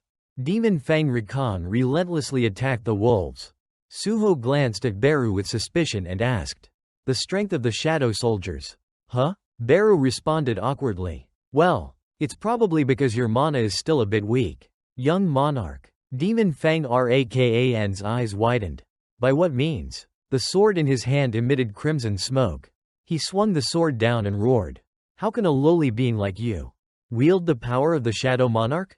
Suho looked at him and muttered, "What did he just say?" Beru, enraged, shouted, "How dare you call the bloodline of the shadow monarch a lowly being?" Demon Fang Rikan bared his sharp teeth. "The bloodline of the shadow monarch. I never expected to encounter it here." He roared furiously. "The sworn enemy of the Fang King." Demon Fang Rikan swung his sword forward, his eyes flashing with fury. Suho, holding an axe in his hand, said, "Let's start by testing each other's strength." The two charged at each other. Sharp strikes cut through the air. Dirt and rocks scattered all around. Suho's sharp gaze focused on his opponent. "Just as I thought. The one with the red name. You handled that strike well." Weapons slowly rose from the ground. "If that's the case," Suho whispered. Demon Fang Rikan roared with rage. Suho thrust his hand forward. Swords flew in the direction of his hand, and he said, "Let's see if numbers beat strength." Demon Fang Rikan slashed wildly around him. Beru observed from behind, thinking, "That's the authority of the monarch. He's been using it since he was a child." The strikes cut through the swords, but the weapons kept coming. Demon Fang Rikan roared again, his strength overwhelming. Suho was startled. The sword in his hand shattered under the immense power. Demon Fang Rikan charged forward once more. Suho was caught off guard. The goblin weapon, shattered in just one hit? He quickly dodged the incoming attacks. If he keeps attacking like this, there's no way I can counter him. Suho grew anxious. If I take just one hit, I'm done for. The longer Suho fought him, the more his chances of victory diminished. Demon Fang Rikan shouted, "Are you planning to run away like a coward? Surely, a coward like you can only hide behind the Shadow Monarch and his pathetic shadow soldiers." Suho grew furious. You You shouldn't insult other people's parents like that. He continued to dodge the relentless attacks.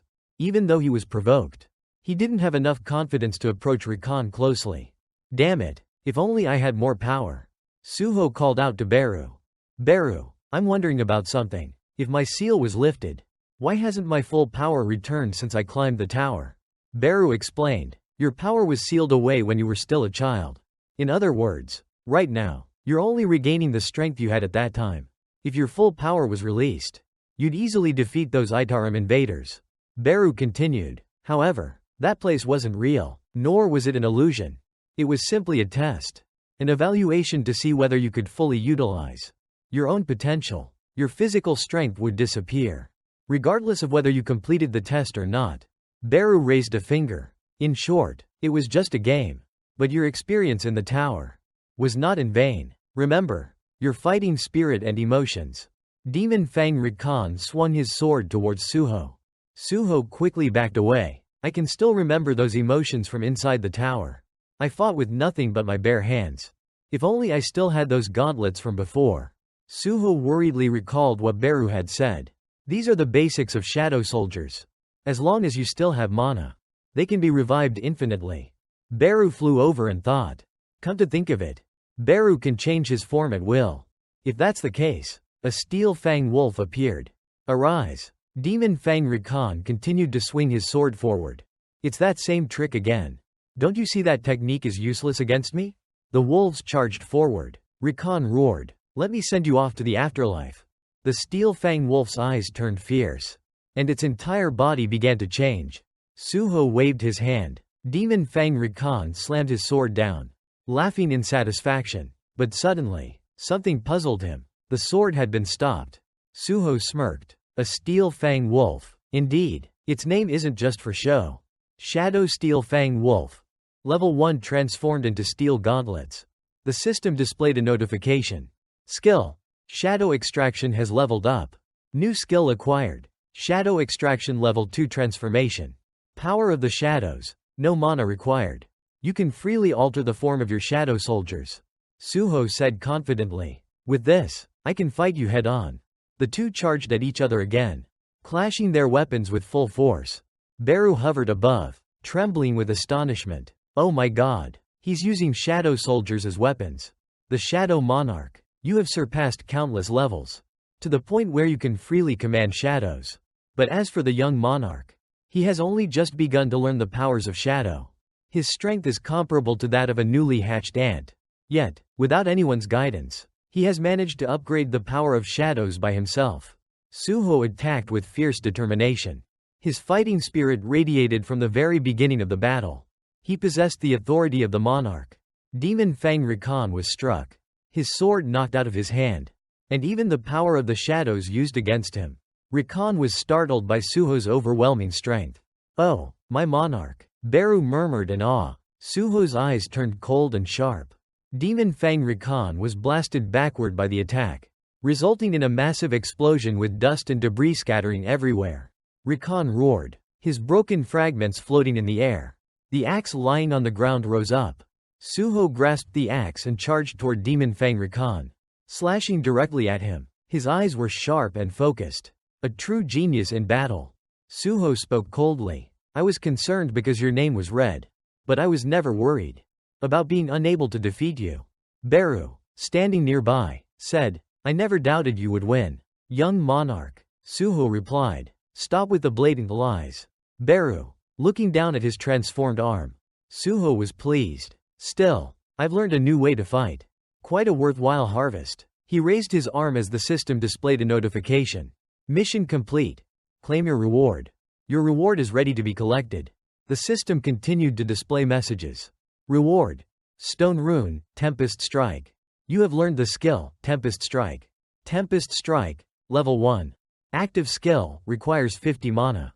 The power of swirling wind is infused into your blade.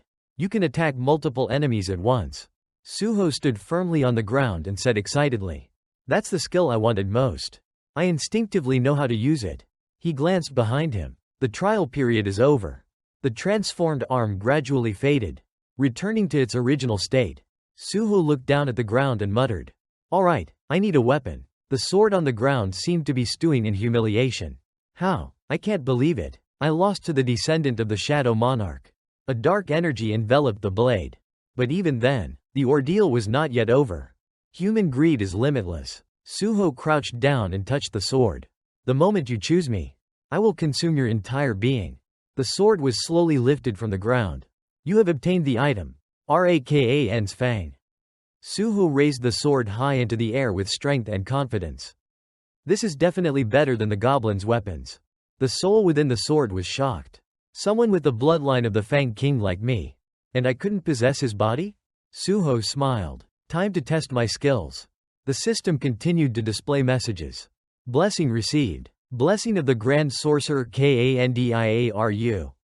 Grand Sorcerer Kandiaru has blessed you. Thanks to this blessing, you will have a strong, resilient body, and a healthy life. Permanent effect. Longevity. You will be immune to all diseases, poisons, and status effects. You will have enhanced growth and recovery while sleeping.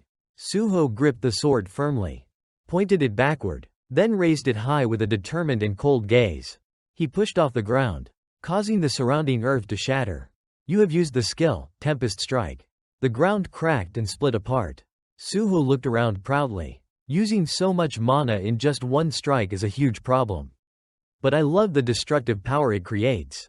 Beru flew over, exclaiming loudly, Master, that reaction. It's very different from when you witnessed shadow extraction. The power of darkness is 1,000 times more incredible than this. A man suddenly sat up from the rubble, groaning, Suho was startled and shouted, Teacher, you're awake? The man rubbed his head and asked, Suho, what's going on? Suho jumped, letting out a small yelp. I think it'll take a while to explain everything. Let's head outside and talk while we walk. On the bustling streets, people moved about in a busy flow. Suho turned to the man behind him and said, I'll go check to see if there are any survivors left in the dungeon.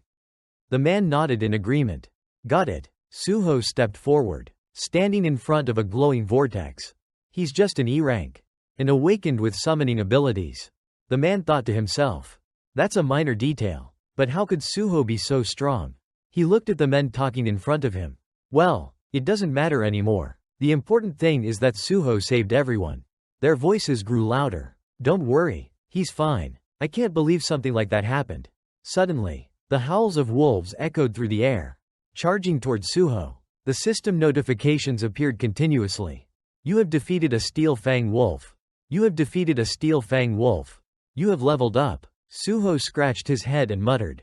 There are still quite a lot of monsters here. Beru flew over and glanced at the fallen wolf. They're filled with experience points. You can't afford to miss them. Suho looked up, eyes narrowing at the sword floating in midair. Why has your attack power suddenly decreased? The sword seemed to respond. Do you really think I would willingly cooperate with the descendant of the Shadow Monarch? Item. Rakan's Claw, sword type. A sword forged from the claws of the Monster King. Rakan. The vengeful soul of Rakan resides within this sword. Effect. Rejection of the weak. If wielded by a weak individual, their body may be possessed by the sword. Fear effect. Targets hit by the sword may be inflicted with fear for 1 minute. Fatal strike effect. You have a 15% chance to land a critical hit, doubling the damage inflicted. Beru flew closer to the sword and scoffed. A skill that only makes you stronger when facing weaker opponents? What a cowardly ability. The sword retorted. Cowardly? Is there a hunter who would willingly hunt something stronger than themselves? Beru said. The young monarch has defeated you. So he must be really powerful, right? The sword stammered. That. Suho thought to himself. First, a talking ant, and now a talking sword. This is getting really complicated. He looked at the cart loaded with gemstones in front of him. Taking each step carefully, they were now in the main hall of the dungeon. Surrounded by rubble and stone, countless corpses lay scattered across the ground. Suho observed the scene intently. Beru flew over to examine them. It looks like everyone here is dead. The sword floated over as well and scoffed. HMPH. I only killed those who dared to step into my territory. Protecting the domain of the Fang King is my duty. Suddenly, Suho grabbed the sword and slammed it into the ground. Be quiet for a moment. A dark energy radiated from around him. Shadow extraction can be performed on this target. Suho asked. I can extract shadows from humans? Beru replied. As long as they're dead. You can turn anyone into your soldiers. Suho lifted one arm, then extended the other. He picked up 2 bodies and walked away. Beru was surprised. You're not going to extract their shadows? Suho replied. Forcing the dead to fight is basically like punishing them. Beru observed Suho from behind, the young monarch holding a blood-stained cloth. Suho glanced at Beru and asked, You said this is the sanctuary of the monarchs, right? Beru nodded. Yes, that's correct. Suho continued. And about my father. He killed that monarch, right? Does it have anything to do with Itaram? Beru explained. Itaram is the current enemy of the monarchs. You only need to understand that the monarchs were their enemies from the past as well. There are a total of 9 monarchs, including you and Jinwoo. Beru continued. Great Sung Jinwoo, your father, was also the Shadow Monarch, the King of Death, the Shadow Monarch. The others are the Beast Monarch, the King of Monsters, Fang King, the Insect Monarch, the King of Plagues, the Demon Monarch, the King of Demons, the Frost Monarch, the King of the Cold Tribe, the Giant Monarch, the King of Giants, the Illusion Monarch, the King of Phantoms, the Transformation Monarch, the Shapeshifting King, the Dragon Monarch, the King of Destruction. Beru continued the tale. All 9 monarchs possessed unfathomable power. But when they came to Earth, 8 of them were slain by Jinwoo. Suho was shocked. My father did that? The sword, still embedded in the ground, spoke up. That's right. The Shadow Monarch is the eternal enemy. Who killed my master? The Fang King. The sword continued with a bitter tone. If I had enough power, I would have executed you, descendant of the Shadow Monarch. Chop you into pieces and toss you to the wolves for them to devour. Suho remained silent before saying, I understand where you came from. Suho explained. My father defeated the other monarchs, just to protect Earth, and you protected this place from intruders. It was all just a safeguard. What each of you cherished. Suho continued. However, there's a difference. You attacked me, because you thought I was his descendant. He stepped forward. If your duty is to protect this place, then isn't it foolish to go against my father? The one even the Fang King couldn't defeat? Demon Fang Rakan flinched. What? Suho said. I want to meet my parents, who I still haven't seen because of the outer gods. To achieve that, I'm willing to borrow strength from anyone. He addressed the sword. If Itaram doesn't stop invading, then this place will never be at peace. If you help me, I will help you protect this land.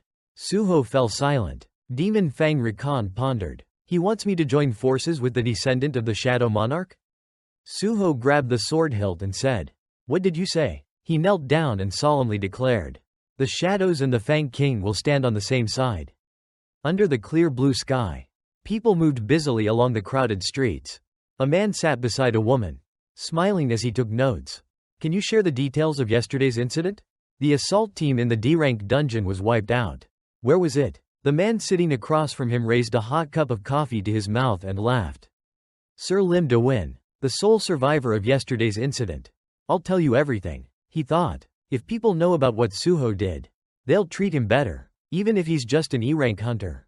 This will be a good opportunity to repay Suho. That evening, an article was published online. The headline read, An E-rank hunter enters the dungeon to save the hunters inside. The article included testimonies from those who witnessed the event. Some spoke of an E-rank hunter rushing towards the monsters to save everyone. Others shared their own stories of being saved by him. Meanwhile, in an office, a man scratched his head with a pen. Isn't it about time we hired some bodyguards? The Black Turtle Guild, management of the second office. Another man in the room replied. Yes, they were furious when we requested more manpower to gather information.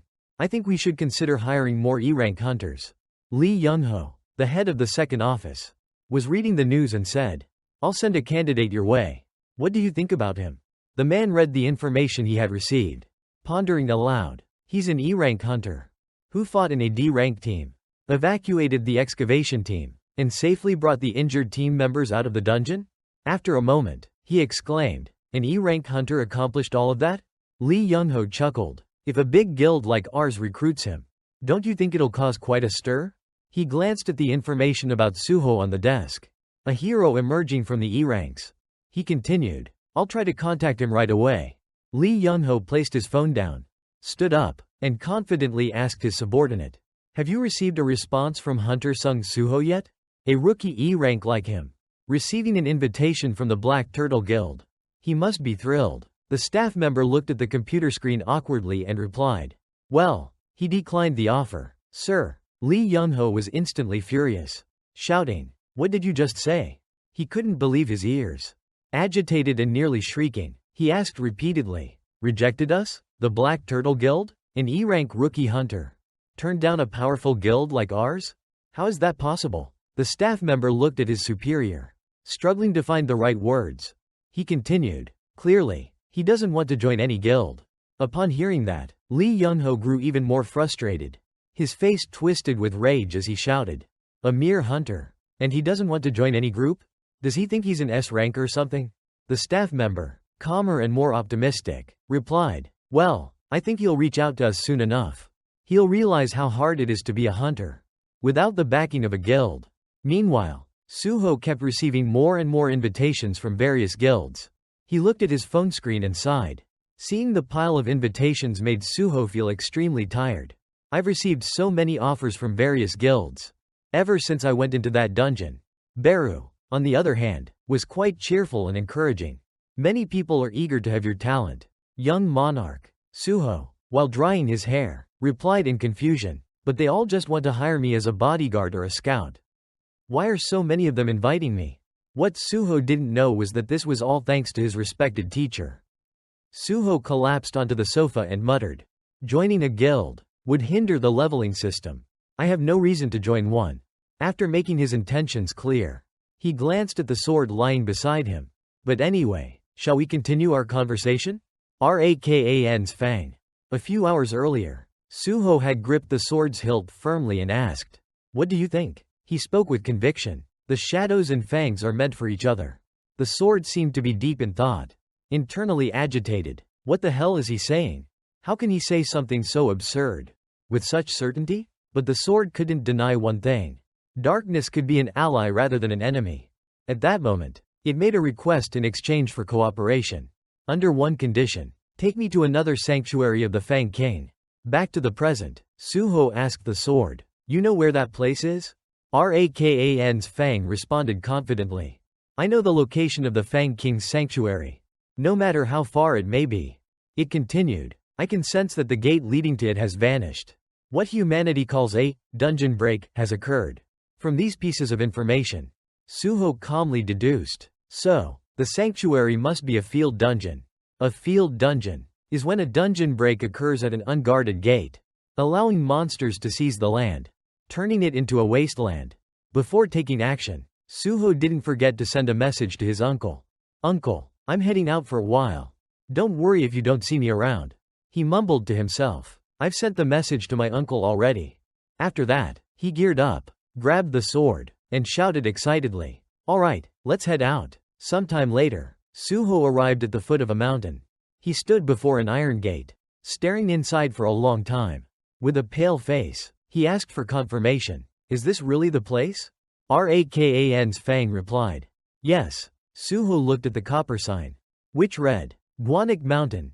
Entry permitted only to members of the Hyeno Guild." He sighed. "Damn, this place is owned by a hunter's guild." Suho stood before the tall, spiked fence, reading the information about the owners of the mountain. Trespassing is illegal. The Hyeno Guild is established by former gang members. Pretty scary. Hearing this, Beru quickly offered his opinion. "You shouldn't listen to such lowly creatures, young monarch. Instead, I recommend leveling up." But before he could finish his sentence, he noticed Suho's eyes gleaming with excitement. Beru panicked and asked, "What are you doing?" A faint blue aura enveloped Suho's hand, and he smirked confidently. "I'm getting ready to head inside." Beru, still puzzled, asked, "What about the Hyeno Guild?" As Suho used telekinesis to destroy the surveillance cameras, he replied, "I have my own way." Suho clenched his fist, and the surveillance cameras instantly shattered. He looked at the falling camera with a triumphant grin. "No evidence now." Beru, speaking from the perspective of a longtime servant, couldn't help but comment, "The way you handle problems. It really reminds me of Lord Jinwoo." With the cameras dealt with, Suho climbed over the fence with ease. He casually carried his sword as he ventured into the mountain. He noticed the strange mist surrounding the area and asked curiously, "Do all field dungeons have this bluish mist?" Beru eagerly explained, "This is mana from the outer universe. It breaks through the dimensional wall, causing illnesses in the world. This mist is the reason the sanctuary breaks the dimensional wall and connects with Earth." He continued providing additional knowledge to Suho. The entities in the universe are trying to create a massive rift in the three-dimensional space to send their armies through. The more mana there is, the greater the impact from traveling across dimensions. Like what happened to me. After listening to Beru's explanation of how everything works, Suho grinned and concluded, "So, it'll take some time before the strongest ones get here." Huh? Seeing Beru remain silent, Suho decided to proceed without worry. "In that case, I need to act quickly and level up." In the blink of an eye, several monsters appeared before him.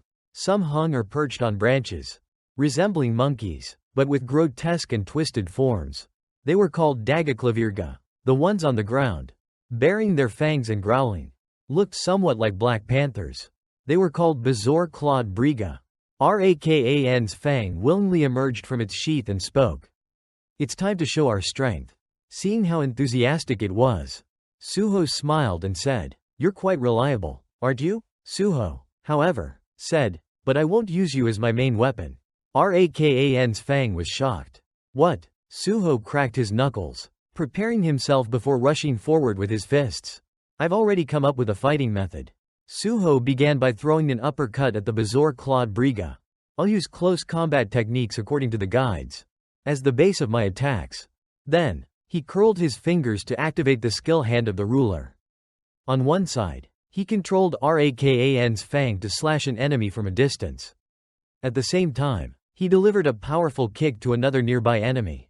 Explaining his strategy, he said, "I'll use King's Authority to assist with mid-range and long-range attacks. After Rakan's fang finishes dealing with its target, I'll call it back. Then, I'll sweep the remaining enemies with the Storm Slash skill."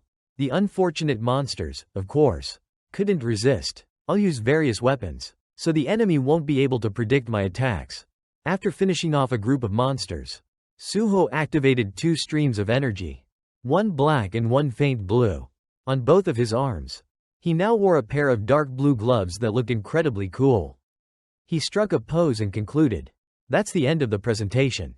Seeing his new combat style, Beru transformed into a die-hard fan, praising him excessively. "Amazing, you're so cool, young monarch." Meanwhile, Rakan's fang fell into deep thought. Is this the power of the Shadow Monarch's bloodline? Watching Suho fight made the sword realize many things, leading it to sigh in admiration. The more enemies there are, the longer the battle lasts. The more power he can gain by using their corpses. No wonder we lost the war. Not long after he finished off the monsters, Suho performed shadow extraction. In the blink of an eye, he had gained 5 new shadow pets. Looking at the obedient and adorable shadows before him, Suho smiled with satisfaction. "Now I can control 5 shadow soldiers, because my intelligence stat has increased." However, since Beru had been with his former boss for so long, he couldn't help but criticize out of habit. Compared to Lord Jinwoo, this is still rather pathetic.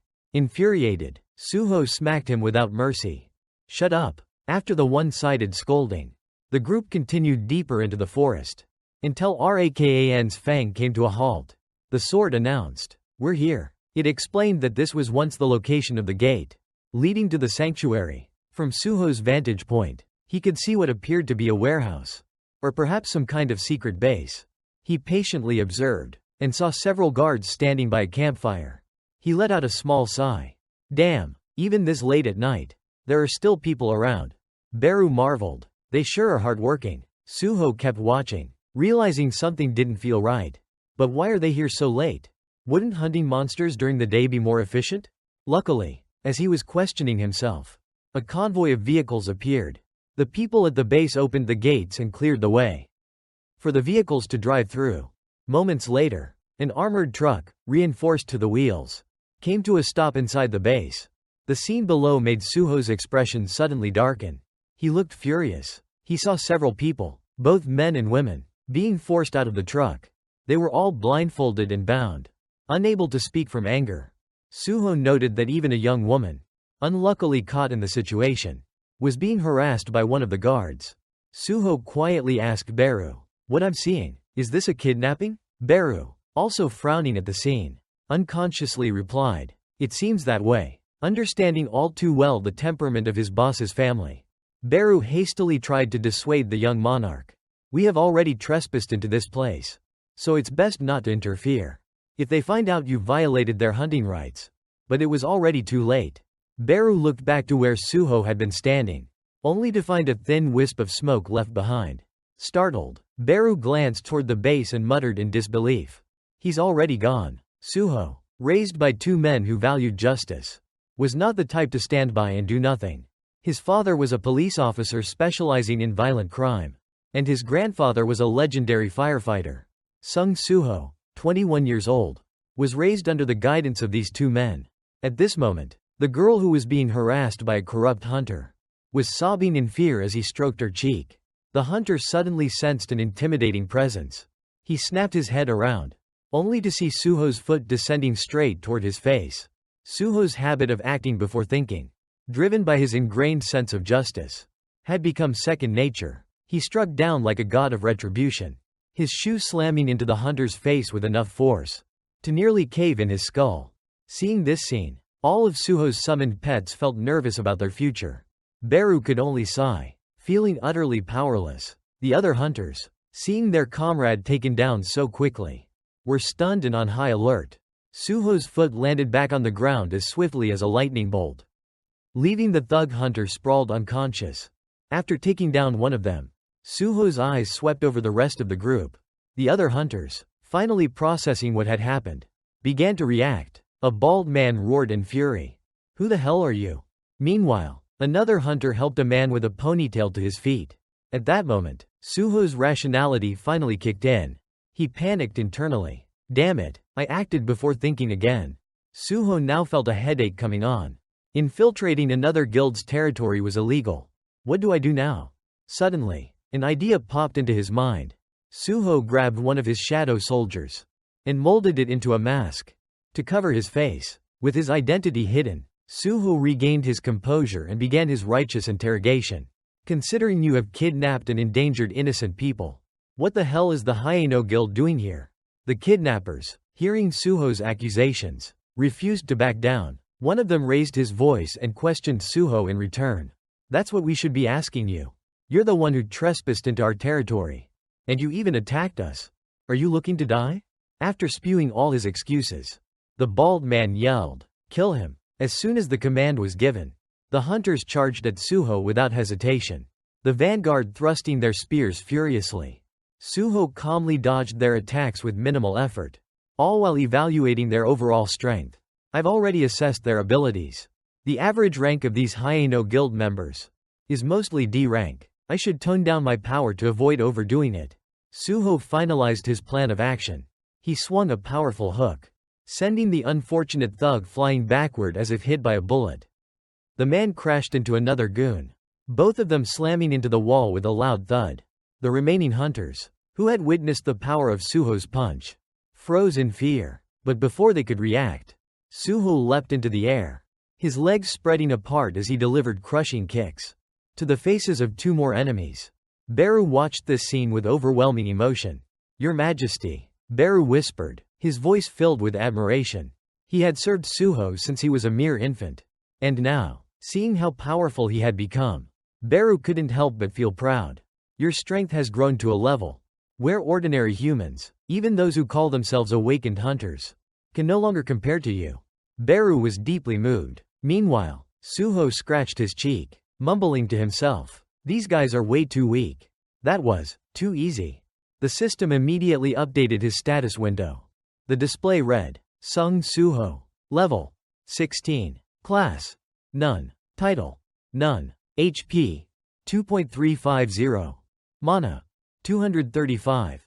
Strength 33. Endurance 25. Agility 25. Intelligence 25. Wisdom 25. Unassigned points 0. A few minutes later, Suho had tied up all the rogue hunters into a neat bundle Every one of them was battered and bruised to the point that even their own parents wouldn't recognize them.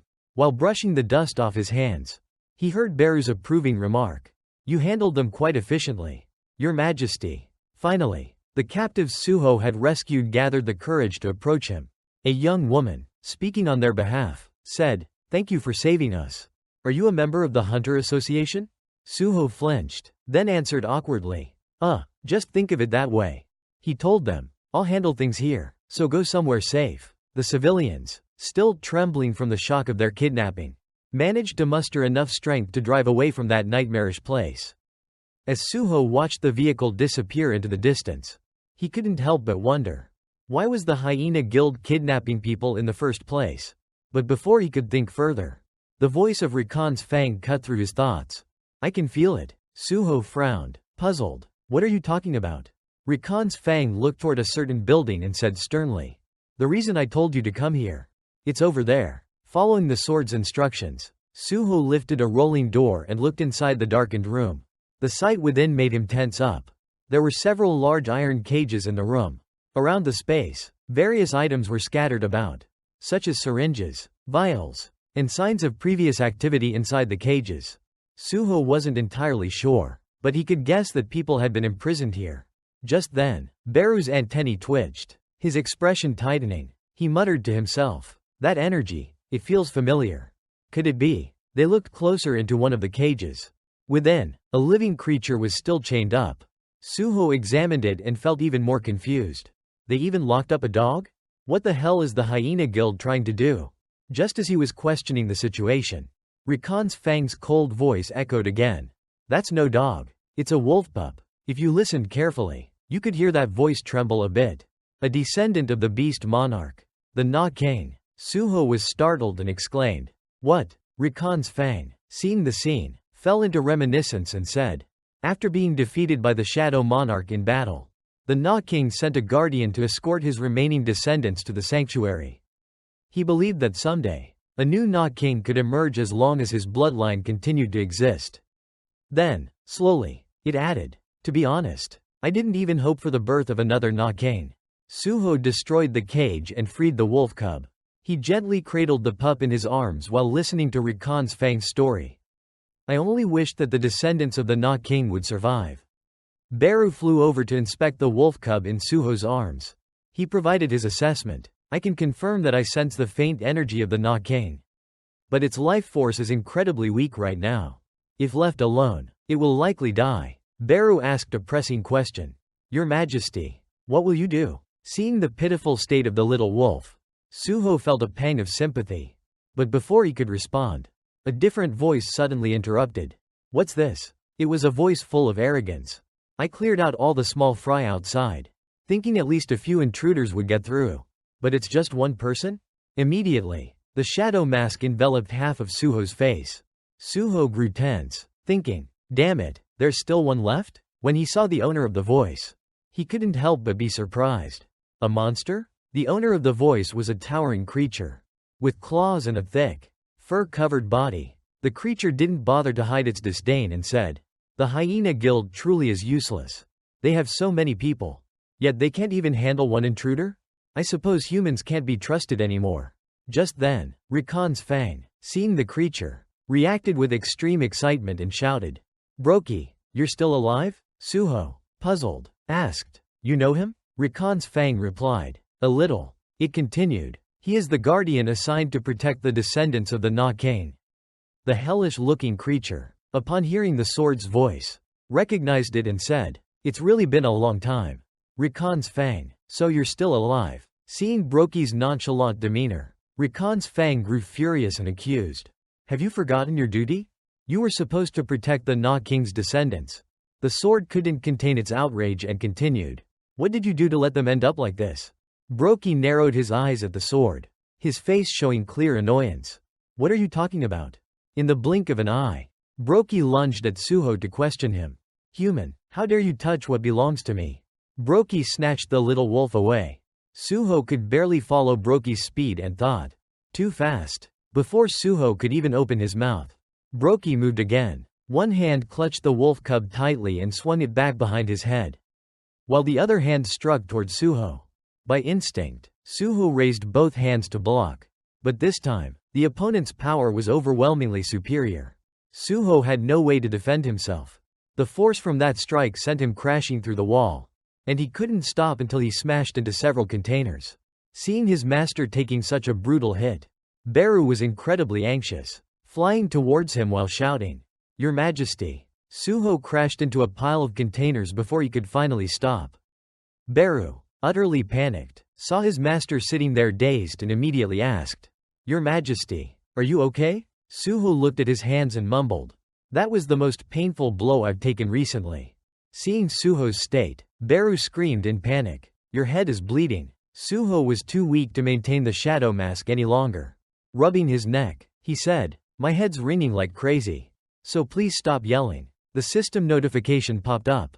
Skill, endurance, has leveled up. Physical resistance increased from 20% to 40%.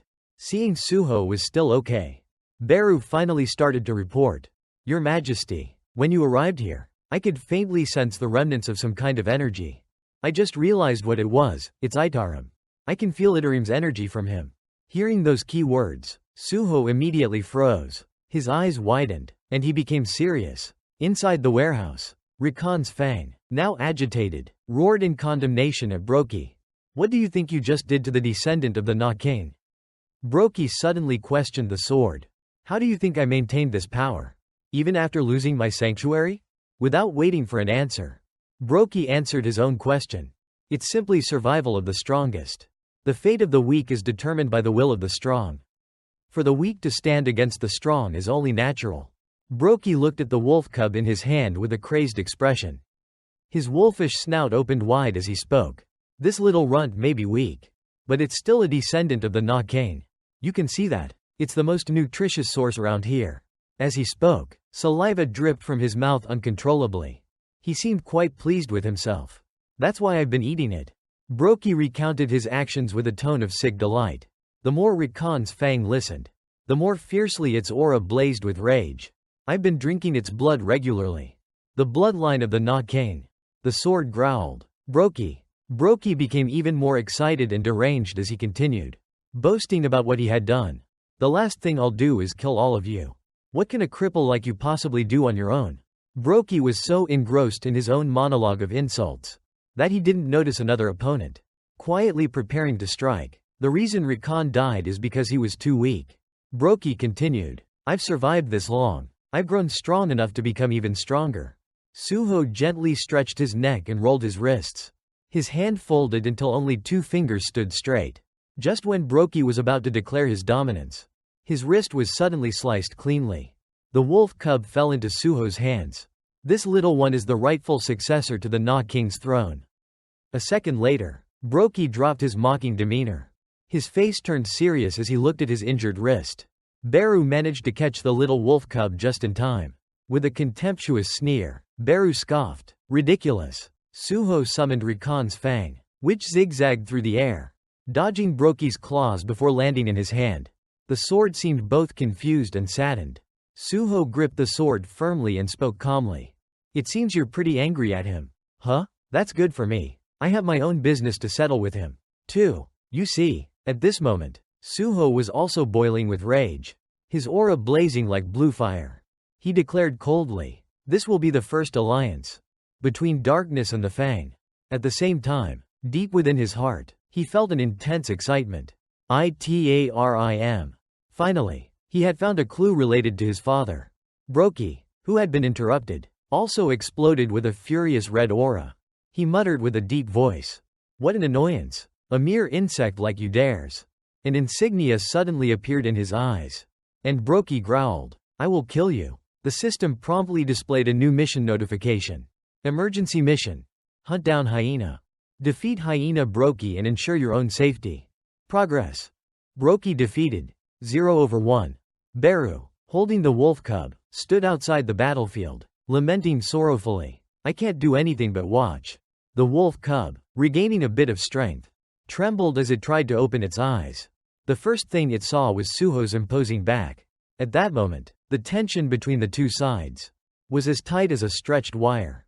They stared at each other without blinking. The system displayed the mission again. Emergency mission. Hunt down hyena. Defeat hyena Broki and ensure your own safety. Progress. Broki defeated. 0/1. Suho quickly noted the important keywords. Hyena Broki? He examined the wolf before him and realized a few things. Then grew more curious. I see where they got the name for their guild now. But how can a monster both create a guild and kidnap people? Don't tell me this has something to do with Itaram. As the two sides were about to charge at each other, some members of the hyena guild suddenly spoke up. Lord Broki, please release us. One of the hunters, facing the battlefield, pleaded desperately. That guy, he's not ordinary at all. Sir, we'll help you fight him. Currently, even just facing Broki alone was already tough for Suho. Naturally, he couldn't allow the wolf to gain more allies. Raising his sword with determination, he shouted, I won't let that happen. But before Suho could do anything, he saw Broki open his mouth toward the hyena guild members. In their horror and shock, Broki swallowed their heads whole with one bite. It happened too fast, too dangerously. Suho was stunned. What the? Broki wiped his mouth casually, then turned back towards Suho with a cold grin, as if answering the pleas of the dead hunters. You think I would need help to fight someone like you? Those who don't know their place deserve to be torn to pieces instantly.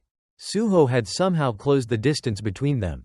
He shouted fiercely, Broki! A powerful slash tore through the air, but Broki raised his claws to block it. At this very moment, Suho's rage had reached its peak. He was furious, even though just moments ago, he had dealt with the others effortlessly. Angry, he demanded, how dare you kill people for such a reason? To Broki, the weak were nothing more than insects. He sneered with disdain, deciding whether the weak live or die is a privilege of the strong. Broki swung his arm, sending Suho crashing into a wall as he continued speaking. Those who possess power don't need a reason to take what they want. Despite being thrown back, this time Suho did not fall completely. He skillfully used his abilities to land on the wall with his feet. However, the danger hadn't passed. Following his instincts, he looked up and saw Broki charging towards the wall. Suho once again used the power of the Dominator's hand to evade Broki's relentless attacks. Broki, relying on the overwhelming difference in strength between them, continued to attack without mercy. Every spot Suho landed, Broki would strike immediately, forcing him to constantly dodge. Every time Broki's claws or feet made contact, they left deep craters in the ground. The more Broki attacked, the more aggressive and bloodthirsty he became. After several missed attacks, he angrily swiped his claws, tearing apart the wall with his sharp talons. Broki rampaged violently, only to realize the danger approaching. He looked up to see Suho descending from above. Amidst the falling debris and shattered walls, Suho swung the sword in his hand. His arms moved as quickly as the wind, and within a single second, he unleashed 10 slashes. He muttered under his breath, whirlwind strike. However, despite the impressive display, the attack barely fazed Broki. Seeing Suho's efforts, Broki laughed derisively and taunted. Is that all you've got? You will only disappoint the lineage of Nahavar. But before he could finish mocking, Rakan's fang had already pierced his chest. And it didn't stop there. Suho continued to control the sword with a flick of his fingers. His voice cold. This isn't over, he shouted. Whirlwind. The sword immediately began to spin in a spiral motion, as if trying to drill a hole through Broki's chest. Rakan's fang continued to spin like a drill on one side, while on the other, it mourned for its fallen comrade. Broki, why have you become like this? The sword couldn't suppress its emotions, desperately wanting to know the reason. You once respected and swore loyalty to Lord Rakan. What changed you? Those words struck something deep within Broki, causing him to hesitate for a moment. A fleeting image appeared in his mind. The towering, familiar back of someone from his past. He questioned himself. Did I once respect Rakan? But just as that familiar image began to surface, a golden symbol appeared, overriding that memory in Broki's eyes. His aura erupted with even greater intensity. Broki suddenly became agitated, grabbing the sword, and mercilessly slashing it into pieces. No, he roared like a mad beast, his voice filled with rage and confusion, as if trying to brainwash himself. The fleeting clarity he had just moments ago vanished. I never respected him. Back then, I had no choice but to submit to his strength. The scream was filled with despair. I will never return to that pathetic life again. Seeing Broki suddenly go berserk, Suho grew worried for his allies and shouted urgently. But Broki, having shattered the sword, immediately targeted Suho. With a mocking tone, he sneered, "You care so much about others, don't you, little bug?" Suho couldn't dodge in time and pain exploded through his body. His eyes widened as he thought. That hurt. It feels like my bones are about to break. Yet, Suho still refused to give up. The image of Jinwoo flashed in his mind. He thought of his father fighting somewhere out there. Dropping to one knee, Suho lowered his center of gravity to keep from collapsing. At the same time, shadows gathered towards his hands. In just an instant, a pair of shadow-crafted gloves took shape. Without hesitation, Suho charged forward, throwing a powerful punch with all his strength. Determination boiled within him. I can't fall here. This resolve ignited a fierce and relentless fistfight. Beru watched and trembled with excitement. Magnificent, my liege. The sword, Rakan's fang, had been completely shattered. Even the gemstone embedded in the sword had cracked. The cracks allowed the power residing within to spill out continuously. Rakan's fang, overwhelmed with desperation, ached for battle, thinking, until I heard that young growl. The sword shattered, its power slowly fading away. Is this the end? The survival of the Naha? The future of the Fang tribe? All that responsibility now rests in the hands of one person. Sung Suho. I still want to fight. I want to fight. That voice echoed from the little wolf cub. Despite its battered body, it tried to stand back up. Seeing the determined eyes of the young wolf, the sword was astonished, and then quickly understood. The successor of Rakan? Oh, I see. The sword glanced toward the nearby battlefield. It looked just as Suho and Broki exchanged brutal blows. At that moment, the young wolf cub was surrounded by a golden light. Its eyes shone like LED lights. Rakan's fang thought to itself, am I being inspired by the fighting spirit of Sung Suho? At last, the sword discovered its own path. Its aura flared up like a blazing fire. I remember now. In the end, what I can do is transfer all my remaining power to the successor of Naha. Following its will, the entirety of Rakan's fang transformed into radiant flames. The blazing light poured into the little wolf cub's body, healing all its internal wounds in an instant. And gradually, the wolf cub began to grow larger. Meanwhile, on the battlefield, Broki continued his relentless assault. Suho raised both arms in a cross to defend himself, but was sent flying. This time, he crashed straight into an armored vehicle. The front and body of the car were heavily dented. He slid down from the dent to the ground. Suho was panting heavily, exhausted. He couldn't immediately get up to continue the fight. The companion system updated. Health remaining 21 out of 2.350. Despite being cornered, he hadn't given up yet. His hands clenched into fists. Determined, he believed he had become stronger. Broki, now holding the upper hand, leisurely approached like a champion. His wild aura exploded like a storm of arrogance. Broki remarked, for a mere insect, you lasted longer than I expected. Yet, in that very moment, he couldn't help but doubt himself, would I actually lose? It opened its jaws wide, leaping forward, its claws swiping like a savage hyena. Roaring, die! Suho could no longer move. He could only watch helplessly as those claws reached for him. Damn it! At that dangerous moment, fortunately, another factor jumped in, an unexpected ally. It was a wolf, with eyes radiating golden light. It managed to bite Broki's foreleg, blocking the attack just in time. Suho looked at the unexpected aid before him, unable to hide his astonishment. Broki, having been bitten, groaned in pain. On that solid muscle. A bite mark with varying depths appeared. The wolf took a bite, then landed before Suho as if it wanted to protect him. It growled fiercely at Broki.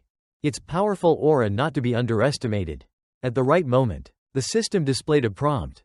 The descendant of the Fang King admires your fighting spirit. Do you wish to recruit the descendant of the Fang King as an ally? Looking at the imposing wolf before him, Suho was startled. The descendant of the Fang King, is that little wolf? Suho exclaimed in surprise. It wants to become my ally? The wolf remained vigilant, keeping its guard up against the enemy before it. Broki, obviously, quickly recognized the identity of this new opponent. So, you're the descendant of Rakan? Have you absorbed any mana from Rakan's fang yet? Hearing that, Suho also understood the source of the wolf's power. Absorbing mana from Rakan's fang? Did they sacrifice themselves to protect their descendant? The system prompted once more. Would you like to establish an alliance with the Fang clan's descendant? The wolf looked at him at the same moment, as if awaiting his response. Suho had already made up his mind. From the beginning, I intended to collaborate with the Fang clan. He raised his finger and selected, yes. Immediately, the system notified, you have successfully formed an alliance with the Fang clan's descendant. As soon as the alliance was established, both Suho and the wolf shuddered. He vaguely felt something flowing into his mind. Fragments of memories flooded his consciousness. He saw a large figure and a small one huddled together. The larger one said, "You will succeed, Rakan." Huh? We have lost this war against the Shadow King. It was Broki's time when he still served the Fang King. During that period, Broki's eyes were brown, looking quite clear and innocent. He laughed softly and gently patted the wolf pup's head. After all, only the strong can survive. And we, the defeated, will lose everything. Its eyes were filled with fierce determination as it instructed the wolf pup. For the prosperous future of the Fang clan, you must grow stronger. The wolf pup enjoyed that gentle caress. It even tilted its head upward to make it easier for Broki to stroke. But happiness didn't last long. One day, the wolf pup's face was filled with terror. Its body trembling uncontrollably. The little wolf could only sob and shed tears.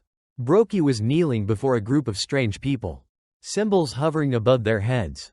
Broki panted heavily. His expression filled with unwillingness as he questioned, "Why? Why don't you kill me?" Among those people, there was a woman holding a small child. The baby in swaddling clothes made a sound. "This little beast seems useful enough. So, I will take it away." One of them restrained Broki, while another brought out a stone emitting a golden light. As it approached, Broki's pupils trembled violently. A few seconds later, Broki let out a heart-wrenching scream of agony. The little wolf, witnessing the scene, cried silently. After a long bout of painful screaming, Broki finally went silent. The one who appeared to be the leader arrogantly ordered, "Broki the hyena, from now on, your task is to capture humans and bring them to us." As they spoke, the group left. The little wolf, still teary-eyed, ran toward Broki. "The thing I implanted into your consciousness will help increase your power and save you. But it also depends on how you use it." But as it got closer, it noticed something strange about Broki. The little wolf shivered instinctively. The next scene was something that would haunt the wolf pup forever. What it saw made its heart skip a beat. Because Broki had gone insane. An aura of crimson light emanated from his body. Just like now, his eyes had turned golden. And the final words of the one who caused this tragedy echoed. "It can distort your deepest desires." Back to the present. After witnessing these memories, Suho couldn't help but feel shocked. These are the memories of the Fang clan's descendant I formed a bond with. Connecting this with the information he already had. Those bastards implanted something into Broki's eyes. Could they be those psychic bastards colluding with the ITARIM? Suho also realized the wolf's true intentions. The descendant of the Fang clan had no intention of seeking revenge on Broki. Instead, it seemed to be trying to protect the deranged Broki. Knowing this truth only made Suho hate the ones who caused this tragedy even more. If this truly involves those bastards, then I must defeat Broki here. Despite setting his goal, Suho remained rational. He understood his own limits. "I'm not strong enough to do that." As Suho was feeling helpless, he received another notification. Mission received. With the newly formed alliance, your work begins. The suddenness of the task made Suho feel dizzy. But the system remained indifferent, continuing to provide mission details. Mission: Descendants of the Kings. Seek out the descendants of the kings and establish alliances with them. Progress: Current King's heirs allied, 1 out of 8. Skill reward: a linked skill has been established thanks to the connection between you and the successor of the Fang clan. As soon as the announcement ended, the light around the wolf's body erupted. Simultaneously, the light around Suho also exploded. Feeling his current power, he could hardly believe it. Then, the two sides resonated and directly detonated. The combined light of the two was so bright it almost blinded everyone. Even Broki and Beru had to shield their eyes from the overwhelming glow. Broki was extremely astonished. This is the young king, receiving a power entirely different from Lord Jinwoo's. Though the aura was intense, Broki was not the type to stand idle and accept defeat. He lunged toward the two of them. I don't know what that power is. But Broki instinctively targeted Suho first. He leapt forward, roaring, "Do you think I will let you do that?" This time, Suho did not dodge. He let Broki's punch land. It was a punch with tremendous force, powerful enough to obliterate anything in its path. After the punch, a cloud of dust spread like a bomb had just exploded. However, Broki's actions were in vain. The system reported, "The linked skill with the successor has been successfully established." As the dust gradually cleared, Broki saw a hand with sharp claws. The figure within the smoke slowly emerged. Suho's black hair had now turned silver. A scar shaped like a cross had appeared on his forehead. Suho and the wolf had merged. Obviously, in this form, he possessed the strength advantages of the Fang clan, so the previous attack had no effect on him. Suho, still bewildered by the sudden development, was confused. The companion system then explained. Fusion skill. Consumes 1 unit of mana per second. You can merge with the successor of the Fang clan to enhance your strength. Your senses will become akin to those of a beast. At this moment, it was Broki's turn to be stunned. He reached out his claws, horrified as he realized, what? The successor of the Fang King has been absorbed by him? Suho effortlessly dodged the attack, though he appeared calm on the outside. Inside, he was utterly astonished. My body feels as light as a feather. I can sense that my senses have become much sharper. With just a small movement, I can avoid danger completely. At this moment, Broki wildly swung his claws, but couldn't land a single hit. Just like that, Suho continued dodging to familiarize himself with the new power, until his instincts told him it was time to counterattack. He stretched his leg vertically, launching a powerful kick that sent Broki's chin flying. The sheer force was so overwhelming it made Broki scream in agony. A blood-like substance spilled from its maw. What is happening? The enemy suddenly became stronger. Broki couldn't help but feel confused. Where did that weak kid from earlier go? Broki. Just as he regained a bit of clarity to assess the situation, the mark was activated again. The mark suddenly expanded and floated above his head. No, I cannot lose. If I lose, I will lose everything. Broki could not resist. The mark once again took control, forcing him to charge forward with all his might. Beru, observing from the sidelines, was startled as he noticed. His mana has increased. Broki fell into madness once more, roaring with his mouth wide open. I don't care what kind of schemes you are plotting, but I will never lose to a mere human. He furiously swung his claws. Deep crimson claw marks surged forth like a storm. No breaks, no rest. In the end, the difference between species always leads to disparities in power. Broki kept slashing and punching. Naturally, Suho responded with punches of his own. Broki continued his speech glorifying his own race. Despair for your weak and fragile body. The clash of fists created a truly magnificent and fiery spectacle. This time, Suho emerged victorious. Broki's arm was bent backward. His wrist twisted like a drill, and he could feel the bones in his arm shattering. Broki widened his eyes in disbelief. A new notification appeared. You have acquired Martial Arts Skill Level 1. Martial Arts Skill Level 1 is a passive skill that consumes no mana. You will become proficient in martial arts. Damage from unarmed attacks is increased by 33%. Beru, as a loyal servant of the Shadow Monarch, heard Broki's arrogant and ignorant statements, and his fury ignited immediately.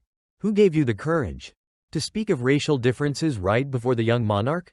He declared in a deep voice. No species is more powerful than the great Shadow Monarch. Those words made Broki realize something. That kid. Suho leapt into the air, raising his leg high. Bright golden energy gathered. He decisively swung his leg down. The accumulated power crashed directly onto Broki's head. This time, Broki did nothing. He simply stood there and took the hit.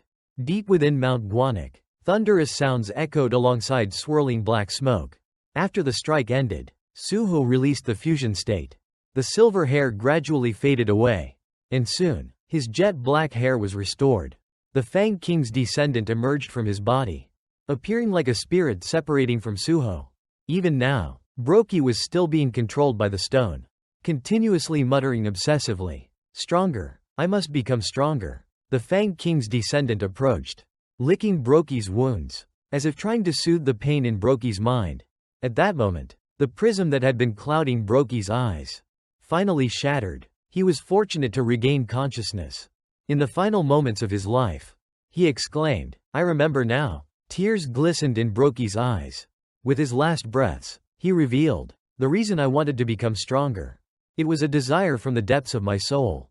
Rakan, my lord, I was furious, because I couldn't protect you."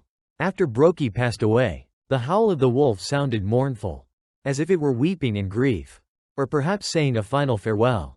The merciless system delivered its message. Broki the hyena has been defeated. You have leveled up. The Fang clan's descendant, the little wolf, was slowly approaching Broki. Suho and Beru stood there, watching the scene before them. While observing, Beru cheerfully said, "You did very well, young monarch." Suho's expression grew serious as he spoke up. "Beru, I have a question," he asked. "You mentioned that you sensed the aura of the Itarim coming from Broki, didn't you? Earlier, I caught a glimpse of the Fang King's successor's memories." Suho recalled the images from Broki's memories. Feeling increasingly doubtful, those hunters who ventured into the dungeon where Broki was. They implanted something into his eyes. Could they be Itarim? What was their purpose in attacking Broki? Beru then voiced his speculation. It's possible they are not Itarim. Outer gods never act directly. Instead, they manipulate apostles to intervene with causality. However, the actions of those hunters may be related to the invasion of this planet. Hearing this, Suho quickly followed up. So, that means, the apostles of Itarim have already set foot on Earth.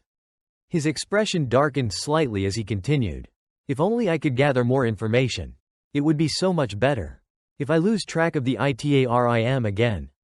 Beru immediately spoke up. There is a way to find out. My lord. Suho, surprised, asked, "Really?" Suddenly, an idea struck Beru. Broki certainly possesses memories related to Itarim. If I can absorb his corpse, I will be able to see what he has experienced. Moreover, I can restore my mana that way. It would be like killing two birds with one stone. Suho glanced at Beru with an expression of disbelief, and asked, "You have such an ability as well?" He then turned his gaze to the little wolf. The image of the little wolf, staring intently at Broki's body, made Suho kneel down on one knee, reaching his hand towards the little wolf and asking, "Do you want to come with us? I have a place I'd like to introduce to you." The little wolf remained silent, gazing at him intently. Suho didn't rush and kept looking at the little wolf. Moments later, the little wolf walked over and licked Suho's face. The wolf's action made Suho feel ticklish and smile. Afterwards, he took out a key. Suho brought the key towards the dark purple magic circle and turned it. He and the little wolf began walking towards the circle. Before stepping through, he slightly turned back and said, "I'll leave everything here to you." Beru, hearing his words, replied in a flustered tone, "Young monarch, you give me too much credit." Scene transition. The dungeon. At the same time, within the forest, Suho, Beru, and the little wolf were present. While walking, Beru asked the young monarch, "Why are we heading to the dungeon instead of returning home?" Suho glanced at Beru and answered, "I want to find a new place for that kid. The Fang clan's successor." His words only made Beru even more puzzled, prompting him to ask, "Right inside the shadow dungeon?" Suho looked at the little wolf walking ahead and said, "I've established an alliance with the Fang clan. But it doesn't have any guardians or a place to reside. How pitiful." Suddenly, the system presented him with a notification. Notification. The Fang clan successor wishes for you to give it a name. Notification. Please name the Fang King's successor, the descendant of the Fang clan. As the notification appeared, the little wolf let out a bark. Suho felt a bit awkward, pointed to himself and asked, "You want me to name you?" Then he looked at the little wolf, and hesitantly said, Since your eyebrows are gray, I'll name you Gray." Beru, standing beside him, couldn't help but think, the way he names things is just like Lord Jin Woo. The little wolf finally had a name, Gray. Companion status. Trust and respect level. Gray seems to be very happy. Immediately after, Suho spoke. "Gray, I designate this forest as the territory of the Fang clan. Make the most of its advantages." Gray responded with a joyful bark. Next, a new notification appeared. Notification. A part of the Shadow Dungeon has been designated as the territory of the Fang clan. Notification. Gray has been appointed as the ruler of the Fang clan's territory. Suddenly, Suho remembered something and spoke up. Beru, what does Gray eat? Beru quickly answered. Since he carries the bloodline of the Fang clan, I believe he can consume living creatures or monster meat. After hearing Beru's answer, Suho replied sarcastically. Ah, well then, that's good. Immediately after, he glanced to his right. His eyes focused on a tree trunk as he added, there are still monsters around here that I haven't finished off yet.